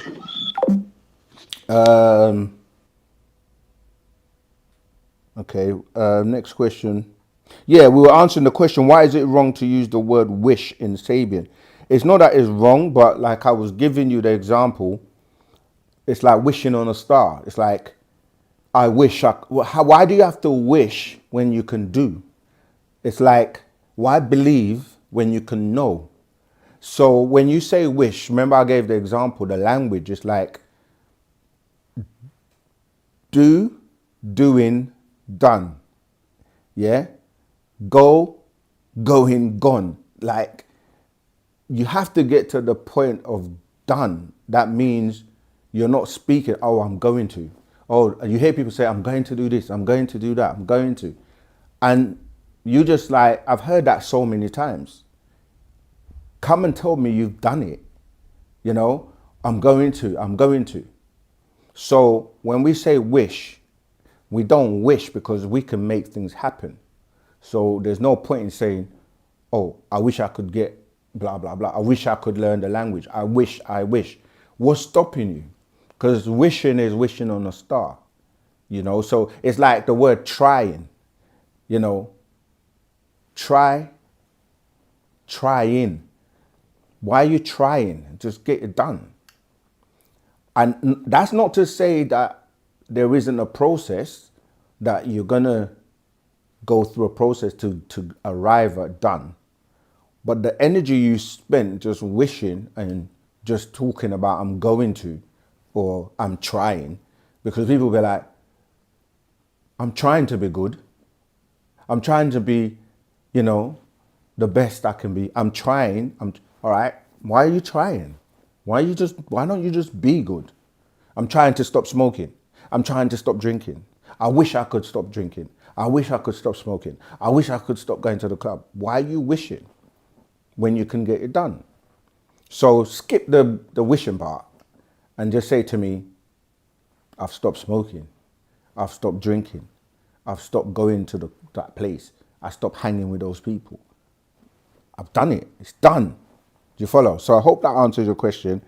Because the wishing thing, it's like, it then breeds ignorance. It breeds waiting for somebody else to come and do it for you, because you'll be like, oh, I wish I had a mansion. Oh, I wish Jesus can come and save me. Like, the helping hand you're looking for is at the end of your own arm. If you can't do it by yourself, then if we're all working together, we can get it done quicker. So our issue is not that we don't wish for things. We wish we had our own school. We wish we had our own hospital. Why can't we just do it? When you really look at it that way, there's actually nothing stopping you from doing and getting it done but yourself. And a lot of that comes with fear. It comes with, oh, I can't work with this person. I don't trust that person. But the people who just come together and work, they see the result. And when you've arrived at the end product, you know everyone contributed, everybody that actually was about it. That's what we're saying. Like, for example, we would say, we want to get this done. We need your help. Come and help. And some people come. Most of the time, it's not as many as you think. That's where the few are called. We go from few are called to few are chosen. But how many people even heed the call? How many people respond to the call? So you respond and then you get it done, or some people just don't get it. They leave, or they start and they stop. If you think about running a race, like, 100 meters or whatever, relay, at the start, you have many people. They call everyone's name representing their different countries, right? Let's say there's 10 people. Once that gun or whatever that goes off, the race starts, and the camera literally focuses on the people at the front. And at the finish line, what do you get? First place, second place, third place, maybe fourth place, right? So that's what? Gold, silver, bronze. What's the other one? Platinum. Gold, silver, bronze. Yeah, it's free, normally free. Yeah, because when you see the people standing to get their medals, you got the one that won at the top, and you got two on each side, the other side, yeah? So you got, gold, silver, and bronze. No one remembers the rest of the people. And if you didn't start, how would you end? How would you finish the race? So, yeah, this is what we're talking about. It's about, let's just get it done. So, yeah, it's not just starting, it's finishing as well. And the master says, don't start anything you're not willing to finish. Okay, let's move on. In Brazil, we have many 9 ether musicians. Okay. I will share with you, Saken, creating a playlist also. They talk about emerald tablets. Okay. All right, let's keep going. We've got some great questions today. Remember, 12/12/2025. Join the Telegram group so you can be kept up to date and posted. Your arm's hurting now, isn't it? No, it's not easy. All right, no worries. I didn't realize that dolphins once upon a time are sexually.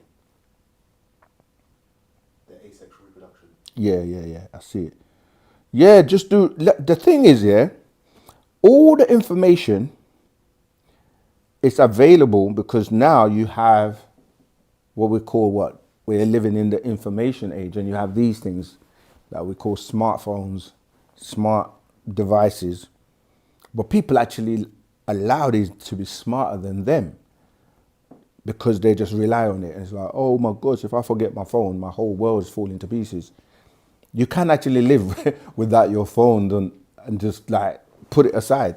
People actually go on retreats now. Like that's how bad it is. They go on retreats so that they can detox from being on social media, from being on devices, because people have become so reliant and addicted to these things to the point where you're making them an extension of yourself. Yes, they're useful, but you're supposed to be utilizing it and not letting it control you. Yeah, so I'm saying you can just Google search, these things are useful, but don't let them become smarter than you. Someone on TikTok said, can you talk about the knowledge of ISIS? The knowledge of ISIS, that's quite broad, but ISIS is very significant because on the female side, because like I was saying, a lot of the times the females they're not as prominent or recognized. So ISIS is the person really that is responsible for the story that has become the Mary, Jesus, and God story, right? Because Isis, she's known by many names, right? Hathor, Aset, Ishtar, many names throughout different cultures and different time periods. And Isis obviously being the wife of Osiris, and then they gave birth to, they'd give you that whole story about Seth being the brother of Osiris who tricked him and got him unalived, and then Isis had to go through the process of producing her son Horus, and this is where the Immaculate Conception comes from. And because they say she had a child without Osiris because Osiris already unalived, yeah? That whole story is what's become your biblical stories of God. And then what they do is they talk about Jesus, and they kind of like leave Mary out. But without Mary, there would be no Jesus, because she gave birth to Jesus, who you call God, or God with us, Emmanuel. All right. So Isis is very significant because the woman is first, and all the rituals and certain information, even though the word aphrodisiac, that comes from her, and other prominent females that are not even really mentioned. So when you said speak on, what was the question again? One more time. Knowledge of ISIS. The knowledge, like there's so much knowledge. I mean, the temple where we said the Dendera, the temple of Hathor, because that's another one of her names, right? There's so much information on her, but it's a bit broad to say the knowledge of Isis. But that's where most stories have stemmed from. So when you look at the Black Madonna, where you have the Pope, she goes and worships the Black Madonna. That's really dealing with her story. Obviously, the name Isis is a Greek name or Greek rendition of the word asset, or excuse me, Ashtat. Yeah, that becomes Isis. And depending on which culture you go to, they speak about her. Very powerful, because as we say, the female is the goddess that produces the gods. Okay? We have a book, if you can get hold of it, called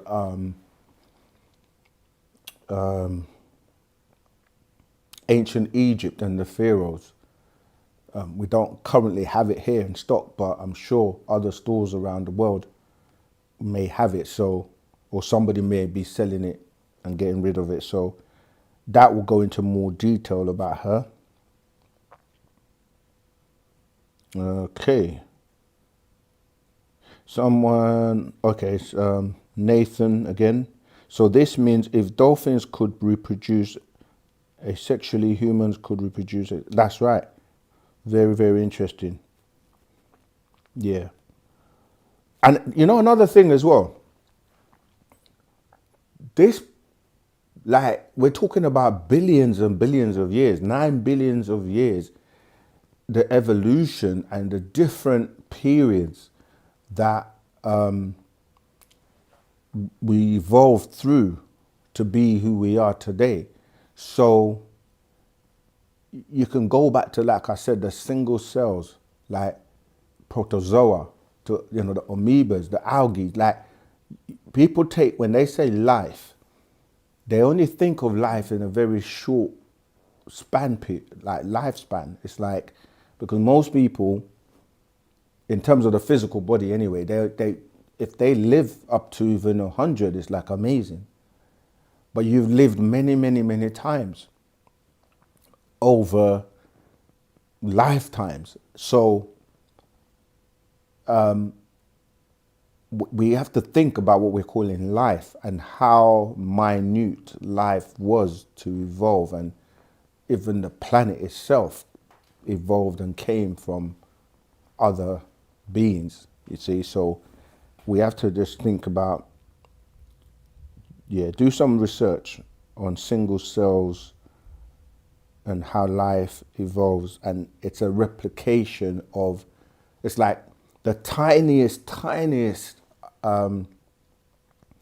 life form has the genetic material in terms of the process it goes through.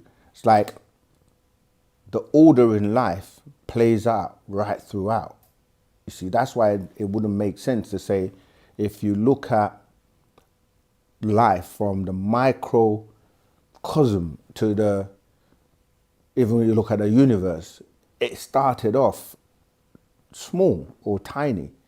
We refer to this as the nukta or the nakat, because it's always a seed, and the seed grows, you see, to become massive. But you can, have you watched Ant-Man?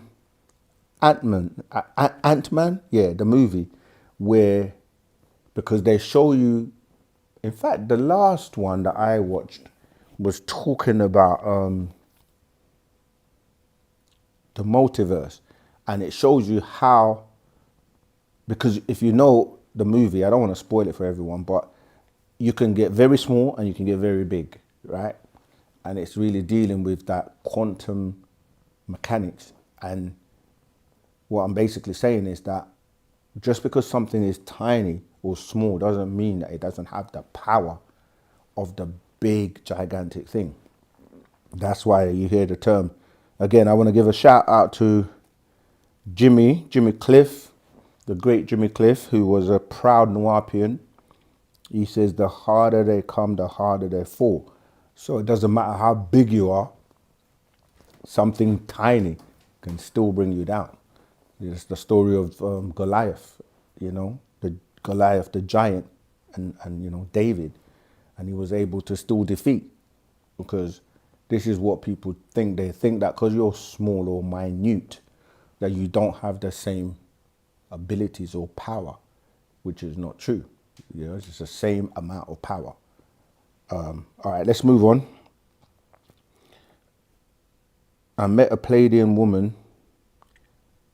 This is from Pharaoh. I met a Pleiadian woman the other day.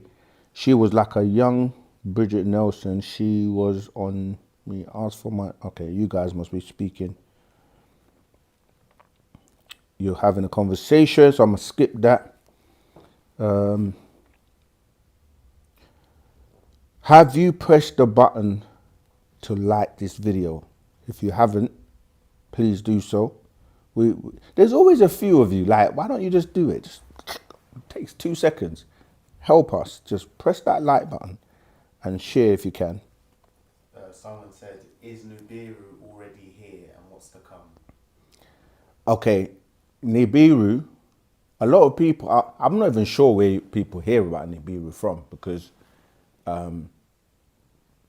originally it was a master teacher partner, Babyanun, that highlighted or spoke about Nibiru in the way that it brought it to the masses.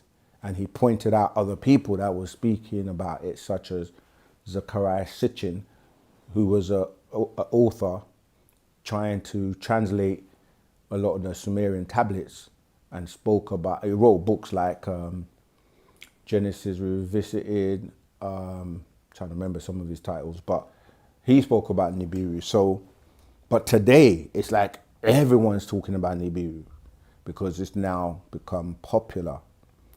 Nibiru itself is too big to come into the Earth's atmosphere because it will disrupt it. It can only come as close as it can. And although there is one big craft known as Nibiru, right? These Anunnaki beings, or those beings that Anu sent to the planet Ki in groups of 50, because the smaller passenger craft called Shams could only hold 50 passengers, and there was a whole fleet of craft called Nibiru. So when you look at Nibiru, it's like thinking about, let's say, British Airways or American Airlines, whatever. They have a fleet of different crafts, you know, like jumbo jets and different crafts, smaller ones, big ones, you know, Air Force One, which is like a little island in the sky. But the point is that there were many crafts called Nibiru. Nibiru can only come so far, and then it has to, this is why it's referred to as even the crystal city in the book of Revelations that I've spoken about is a mother plane. As a mother, you have children or have other crafts within that you launch out, because the atmosphere, in terms of when you're dealing with the magnetic interference or the pull, the interference from Nibiru causes earthquakes, tornadoes, and all kinds of disasters on the planet, because it's pushing and pulling forces, centrifugal and centripetal forces. So it can't come here. It can only come to a certain part. There are many fleets that are outside, or they're just in the points called the Lagrange points, right, where they can hide and can never be seen. But my answer to your question is that it's already here in the sense of where it's at, and it will launch other crafts. Everybody's talking about, you know, 3i Atlas, which we already did a video on, and people say it's a craft, people are saying it's a meteorite. They're speculating because they do not actually know. So what was the second part? Was the rest of the question? That was it. Is it here already, or?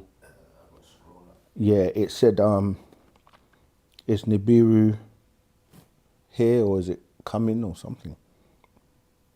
There was a second part, I think, to that. Is Nibiru already here and what's to come? Right. So what's to come is more and more people are being exposed to extraterrestrials.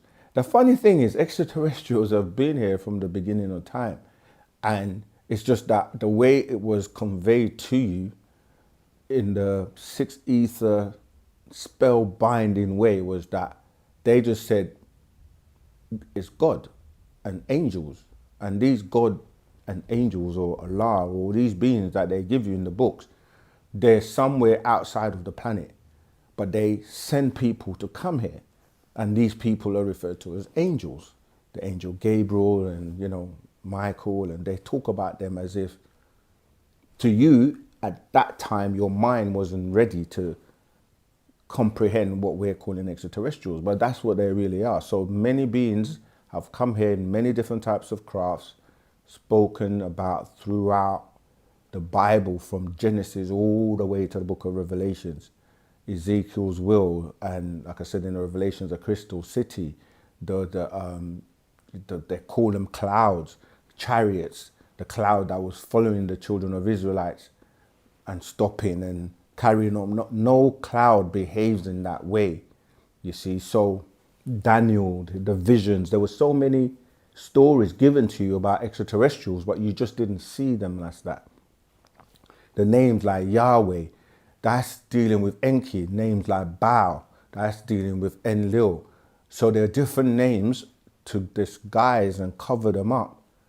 And today, because the master teacher is also one of those beings, he's able to expose and give you all the names, right? Look out for the Let My Words Be Known. That goes into detail about who these beings are, giving you their names. The Anunnaki telling you who they are, like in terms of their parents of these people or these beings that you're calling Anunnaki. You see, so the craft's already here. And in order to come down here, they have to use smaller crafts because, as I already mentioned, the impact that it has if it comes closer. But when you say here, the distances they have to travel, the humans, in terms of the crafts that we have, we don't have that power or that technology yet. Many beings have tried to re-engineer some of the crafts that have crashed here or landed here by these extraterrestrials, like, you know about the Roswell incident and many incidents that people have spoken about being abducted, or they've seen this craft, and now it's becoming more common. So what is to happen is it's going to become more and more exposed, and to the point where it will be just like how we take these phones for granted now, this technology. So, and then some of these crafts, depending on what takes place and what humanity does, they may be catastrophes and certain things that can mean that this planet, many parts are going to be destroyed. And you need to know where to go or who to go with, because some of these extraterrestrials are coming here for their own purpose and objectives. Like some of them are just coming to take food, and they like to eat humans, just like humans like to eat animals of all sorts. So there are many different agendas by these different beings. But then you have those who want to be raised and be prepared to be taken up or elevated, or to be taken and saved away from this planet if it does reach the point of total destruction, which could also be possible when you think about nuclear weapons and all the wars that are going on, which people are already referring to as World War III. You see, so there are many different parameters to what could happen or what is actually going to happen. And it's all down to us as well as humanity. But some beings are being removed from the planet because their time is up. It's just the way natural nature works. Mother Nature is doing a cleanse to remove anything and anyone that is causing it pain. Yeah, so when we look at Mother Nature, we look at it's a living entity. The planet's a living entity. So if you're cutting all the trees, poisoning the waters, eating the animals, and wars and all of that, it's like, I need to get better. I need to cleanse. I need to get rid of anything that is a nuisance or that is manifestation, infesting the planet. So there's a lot that can happen, but we have one amongst us. He's known as the guide, Parnababianun. And he's guiding those who will listen. And it doesn't matter who you are. You either listen or you don't. But remember, there are consequences to your actions. Yeah, I like that. Rilo 99. Yeah, the ovaries are testes on men. So remember, 12:12. Okay, let's go to Grace again. Why do women have beards? Not all, but few. Yeah, that's hormones. That's down to what you're eating and what you're doing, because you have to really study genes and how genes work, right? So when we're saying that you can reprogram yourself by the behaviors and the things you do and actions you take, so you eat in certain things that are going to gyrate or agitate certain hormones, you see. So for example, dairy products, homogenized milk, okay? The word says it for itself. It affects your hormones, you see. So it all depends on what you're doing and how it affects your being. This is why we teach you that you have to study your body. You have to study the systems. What are they designed to do and what are they for? Because they will change you. Haven't you not ever seen, right, people that are way, way overweight, that they look a certain way? They find it hard to perhaps, a lot of people, when they're really overweight, they're told if you don't change your lifestyle and change your diet and exercise, your heart's going to give up because it's working, you're putting it under too much duress. And I'm not just talking about people that are overweight. It can be the other way around too, where you're too underweight, you're anorexic, right? So but you will see your body transform. And then when you go on diet, you go on a diet, you start exercising, you stop eating certain things, the person transforms. You see them. A good example is Luther, right? Luther Vandross. You hear the jokes all the time. When you say Luther, you say, is that big Luther or skinny Luther? Because he was constantly fluctuating from being one way to the other. Sometimes it is genetics, but you have the ability to reprogram yourself and live longer by just changing your lifestyle. So you've got people that eat certain things, drink certain things, do certain things. And this is not just physical either. You have people who, for example, would take other people's DNA in terms of wigs and hair that they put on their own body that then interacts with them and they change. Energy is being transferred. So yeah, it's all down to, you know, how your hormones are being affected by the things you do. So that's why you will see women that, you know, have beards. Some of it is genetic, as I said, but a lot of the times, if you check out and ask those people what diet what is their diet, diet plays such a significant part in how you transform and what you become. Hence the phrase, you are what you eat, in the literal sense of the word. Yeah, someone already answered that actually. I've just seen, someone kind of answered that. And I've watched Undercover Brother along with Iron Sky and the Black Dynamite. No Anaconda malt liquor. Okay. All right, let's see what other... Wow, we got loads of questions. Let me just skip through and see which ones are not conversations. What happens when a woman is Sabian and the husband is not a Sabian? Are they supposed to separate? No, we don't dictate and say you're supposed to do this, but of course it's going to be more harmonious for both people because you don't want conflicts of interest.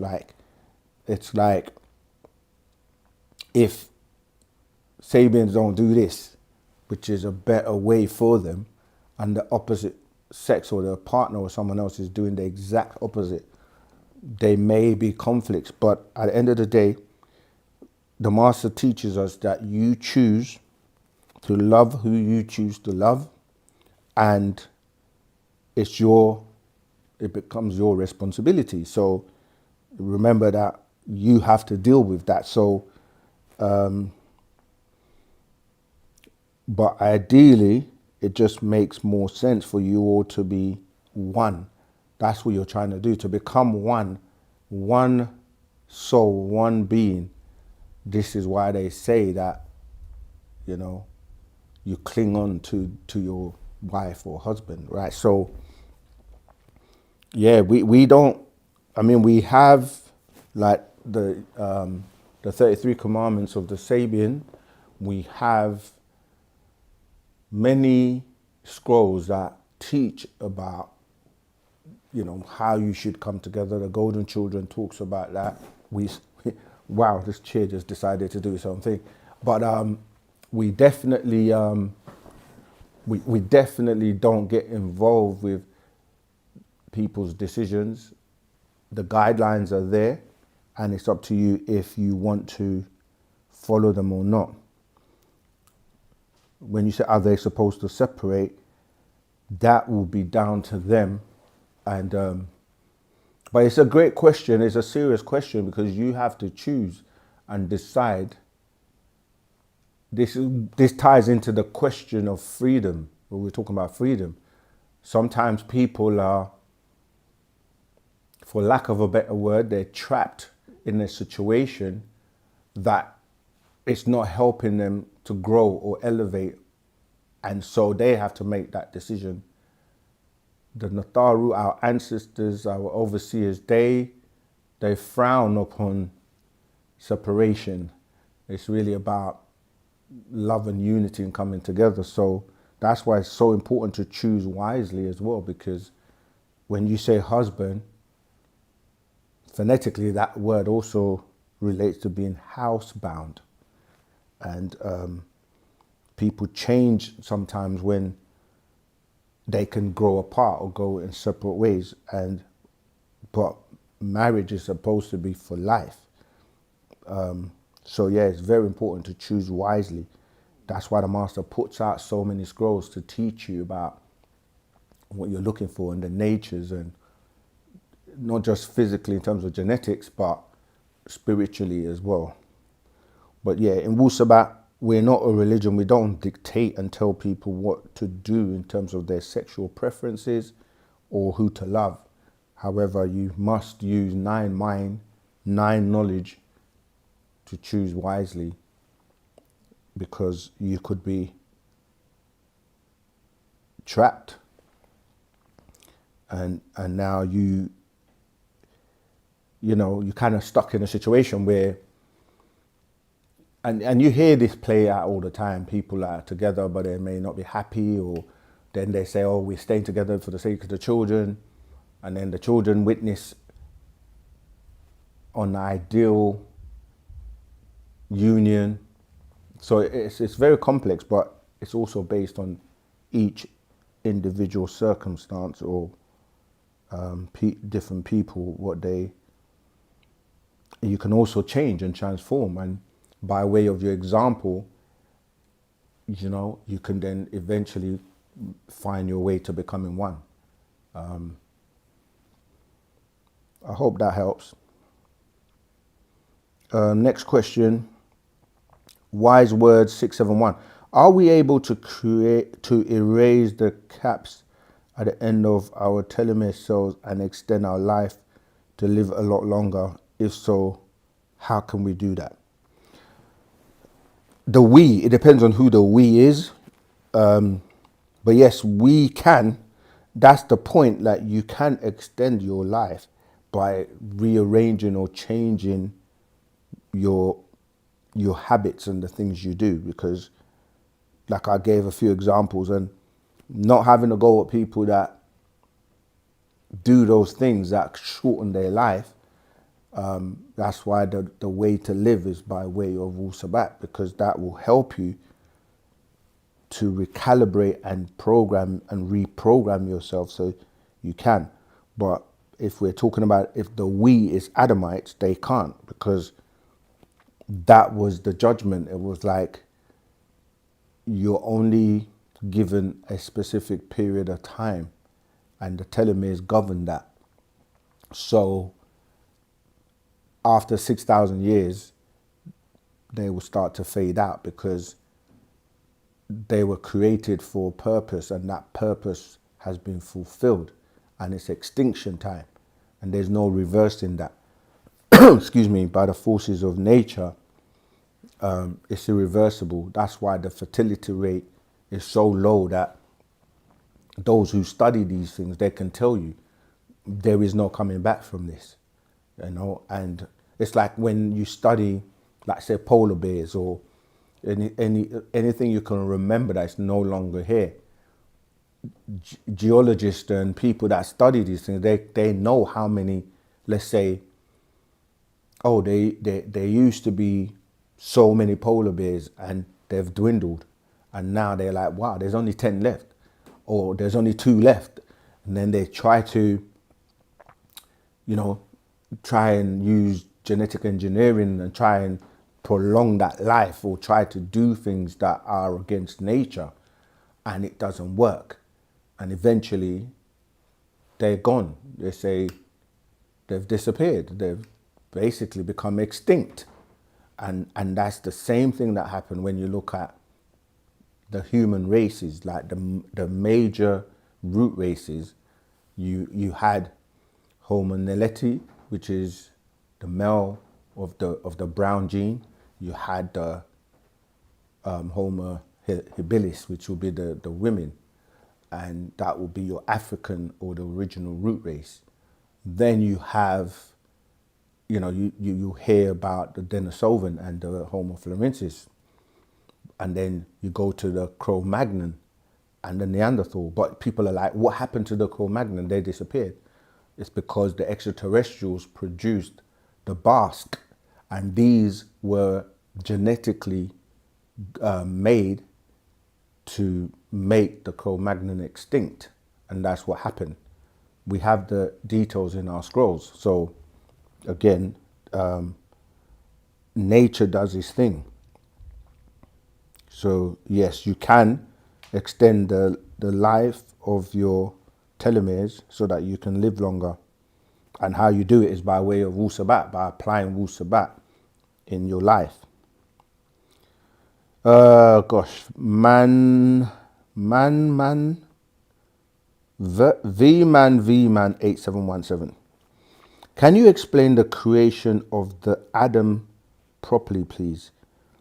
Where they were created, the color they are now, were they the color they are now during the time of Noah? When did this Yaqub come? And we've done several videos on this already. We're coming down to the last 15 minutes. So I'm going to give you as much as I can. There's a book we've got available right now called The Beginning. Okay? That scroll, let me see if I can post it, because sometimes we'll be saying this and some people may not hear it properly, or let me post it. The scroll is called The Beginning, right? It explains in great detail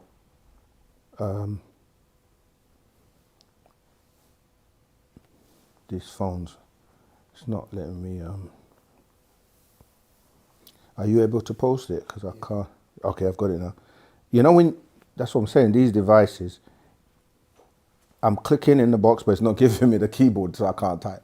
But we'll post a link. The scroll is called The Beginning, and if you can get hold of that, yeah, these devices malfunction sometimes. That's why I said don't let them become smarter than you. But let me give you what I can. When you say the creation of the atom, there were different atoms or different people or different experiments that were being carried out by these different extraterrestrial beings. And so every time there was a new experiment, a replenishing or a new beginning, these were referred to as atoms. So in the beginning scrolls, it explains these different experiments that were taking place by extraterrestrials.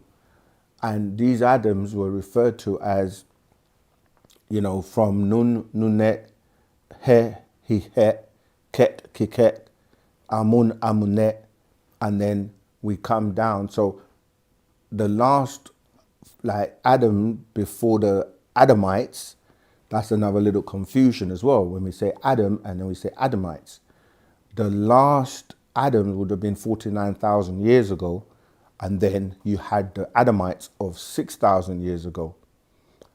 But in between that, you also had, like, because you mentioned Jacob's Adam was his creation, because when you're saying Adam, it's like a new species or a new beginning of that species. So Jacob's Adam would have been the flugerods that he grafted, and he went through that process by taking, I just mentioned the brown genes to what we call the pink genes, and these different experiments, some were good, some were bad, some brought about all kinds of deformities, and so you got this to how in the Bible you end up with different beings with like 6 toes and different arms and all of that, where in Hinduism you start to see the depiction of some of these creations that have more than one arm. You know, you look at the beings like with the nose, like the elephant nose, the 6 arms. But anyway, I don't want to digress, but what I'm saying is that when you're saying Adam, there were different creations of Adams, yeah? You say creation of the Adam properly, please.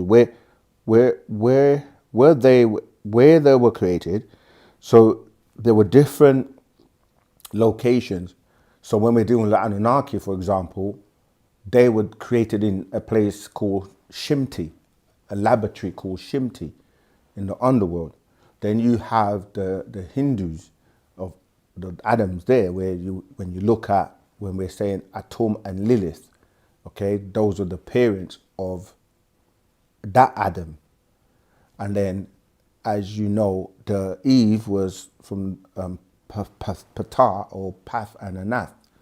Then when you get to the Adamites, you're dealing with Pleiadians coming in, and the Anunnaki coming in and creating their own Adams, or Lulu or Milus, or primitive workers to do the work. So different extraterrestrial created new species for a particular purpose or reason. In the case of the Anunnaki, they wanted someone to do the work that was very hard for them, like mining the gold. So yeah, I mean, you're telling, there's a lot you're asking. So there were Hindu beings that got grafted, and as I said, those flugerods being with Jacob, which you mentioned as well, they got grafted from the original brown germ all the way to the pink germ. And then as these experiments were taking place, they were becoming less melanated and then transparent. And that's where you also had mutations. All right. And what's the last part? Oh yeah, Noah. They are now during the time. Noah. Again, when you say Noah, most of the biblical stories are copies from other stories. So even though you're saying Noah, that is a story that was taken from the Sumerian story, which was taken from the Egyptian story. So when you look at it from the Sumerian perspective, they're gonna talk about what's his name again? Zuasidra. There was another name for Noah that I'm trying to remember. That's it, Utnapishtim. So study that, and then when you go to the story of the Egyptian story, that Noah become Sinefiru or Senefiru. But it's a remix of a story that ends up in the Bible as the Noah story. And that's why people get confused, because they're like, if everybody was wiped out and then everyone came out of the ark, how did you get the different races if you're talking about the sons of Noah? You see, because people will try to claim that all those races on the planet today, like you had someone that had triplets, yeah, trying to remember their name. Japheth. Damn, it just escaped me. But anyway, these triplets are supposed to come out, and then you have one white or one black, one white, one Asian, which is scientifically impossible. From two parents, you can't have different genetics or different people. But as I said, it's a question at this time. Wow, there's so many questions. I want to try and answer some. It's 2121 now, which is 99. So join the Telegram group, ask more questions, and we can go into more detail. But let me try and get through these last few questions so that people that have been waiting can get their question answered as well, okay?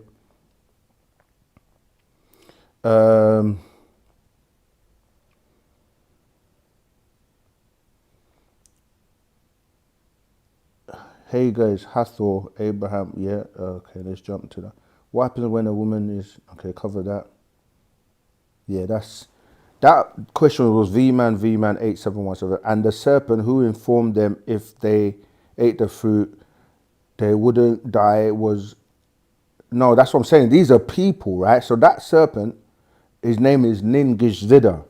This is what I'm saying, like, when you know the actual people and the characters that are being interpreted and called names like the serpent, that was a person.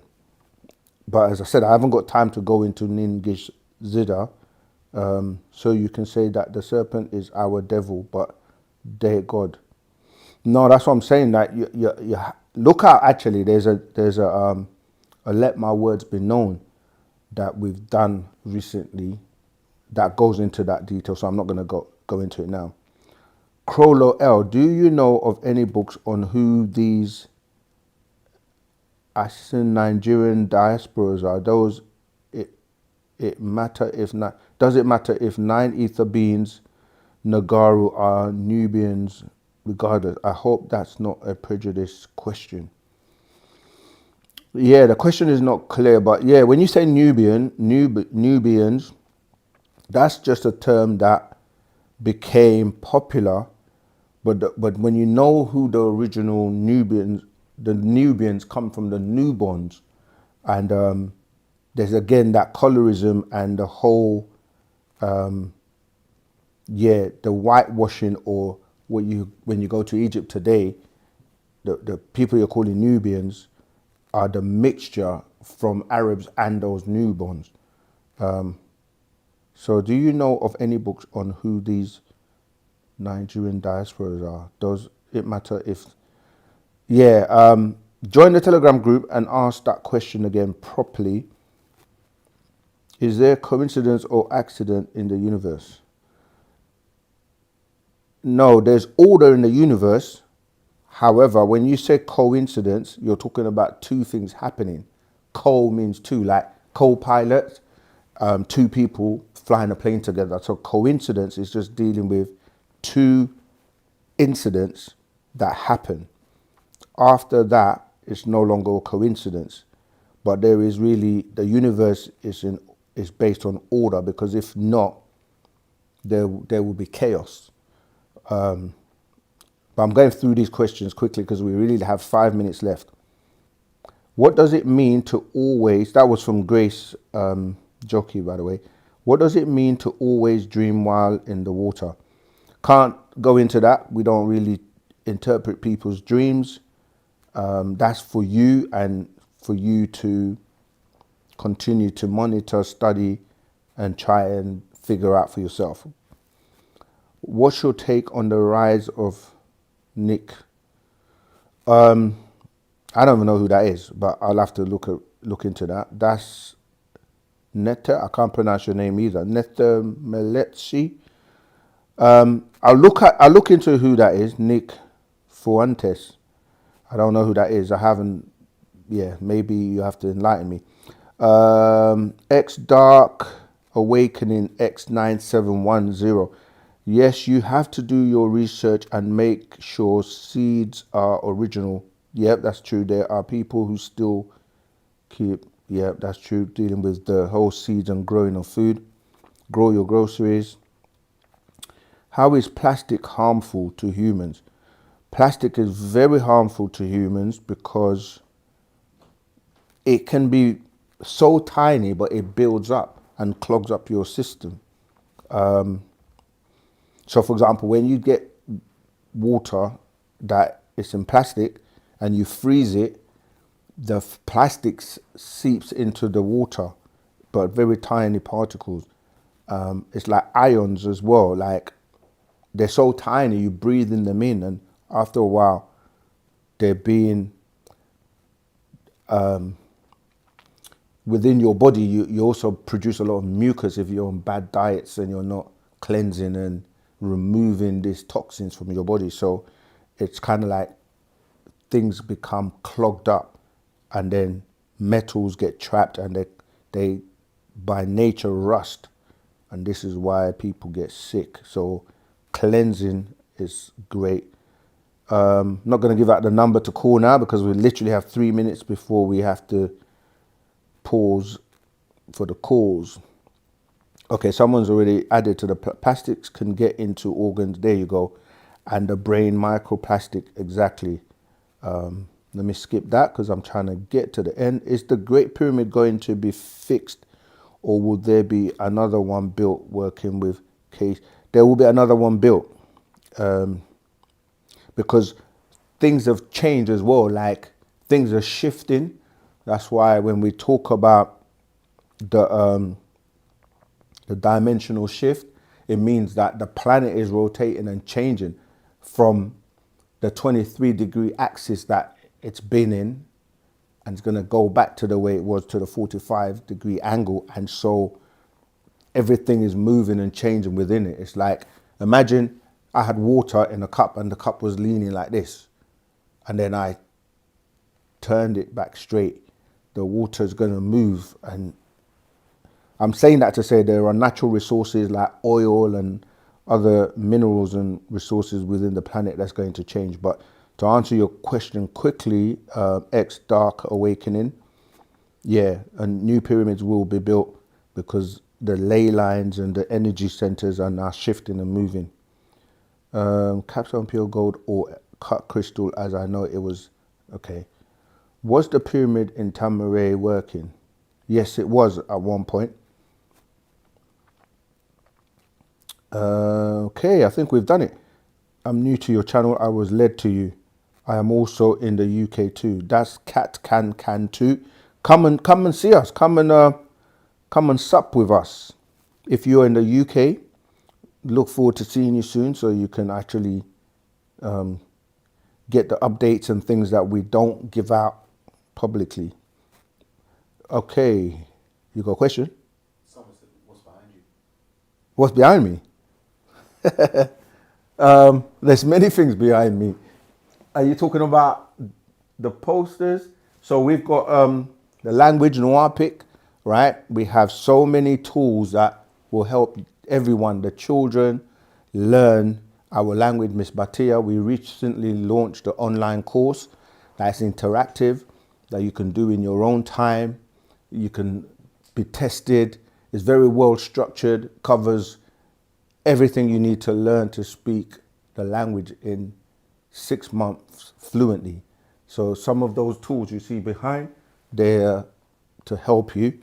We also have natural art that deals with cultural, just making sure that you represent the energies and the things you have around you in terms of the colors, the art, that all help and give a vibration and bring about wellness in terms of your mental health and so forth. So we don't do anything just for the sake of doing it. There's a purpose and a reason behind it. Can you show us that one? Hmm? Can you show us that one? Just bring it. Oh, you want me to show you? Yeah, absolutely. This chair is doing its own thing. Look, it's gone up really high. In fact, I might as well show you both of them. We're coming to the last few minutes anyway. Yeah, this is one of our great, you see what I'm saying? Family members, Moisar. This is produced by Temple Babies. And we do have them here. So as you can see, these are the building blocks. You learn what we call the harfat, which is Sabaik for the alphabet. And, you go through them. And Very creative. So that's that one. Let me put that one down. And then this one is the numbers, as you can see. Yeah, Rakam at. So this is your numbers. And we start from 0. So that's Safu, Wahu, Athu, Thalu, Rabu, Khamu. And you count all the way, as you can see, going all the way to the thousands. And again, produced by Temple Babies. Big shout out to our Moisar. They're putting in the work. We need to reinvent and basically recreate everything to help our Karadu or children from an early age all the way to becoming those supreme beings. Okay, we've got, last 2 questions. Funny enough, before that, does my genetics say the same? Does my genetics say, I think you mean to say stay the same throughout all of my different lifetimes? No, they don't.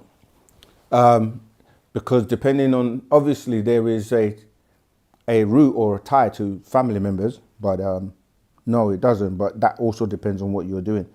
No, I mean, does my DNA, DNA change in all different, yes, it does change because DNA is programmable. Yeah.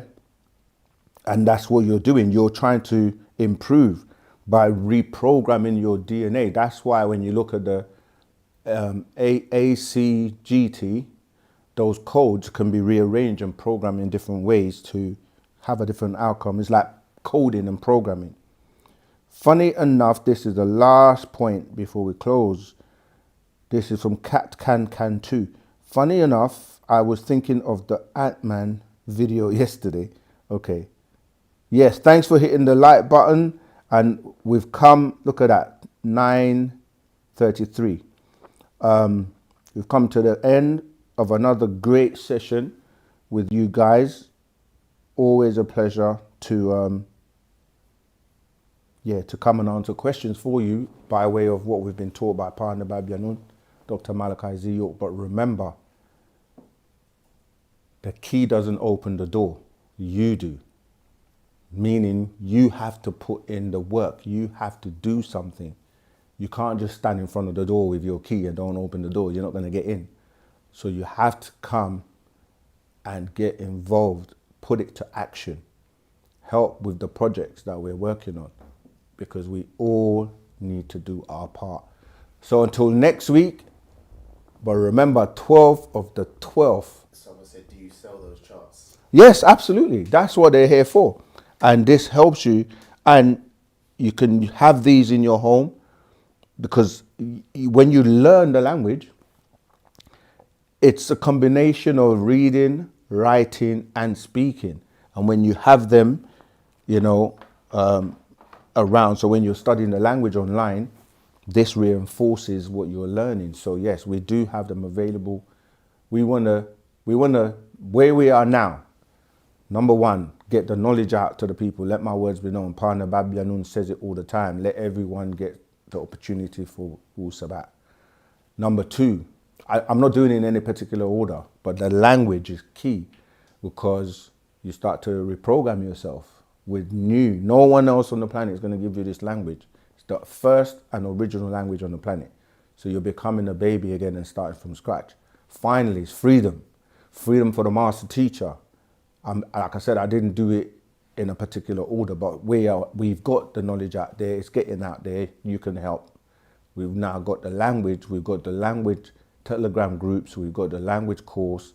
So no one really has an excuse now. And now we're focusing on our projects for freedom.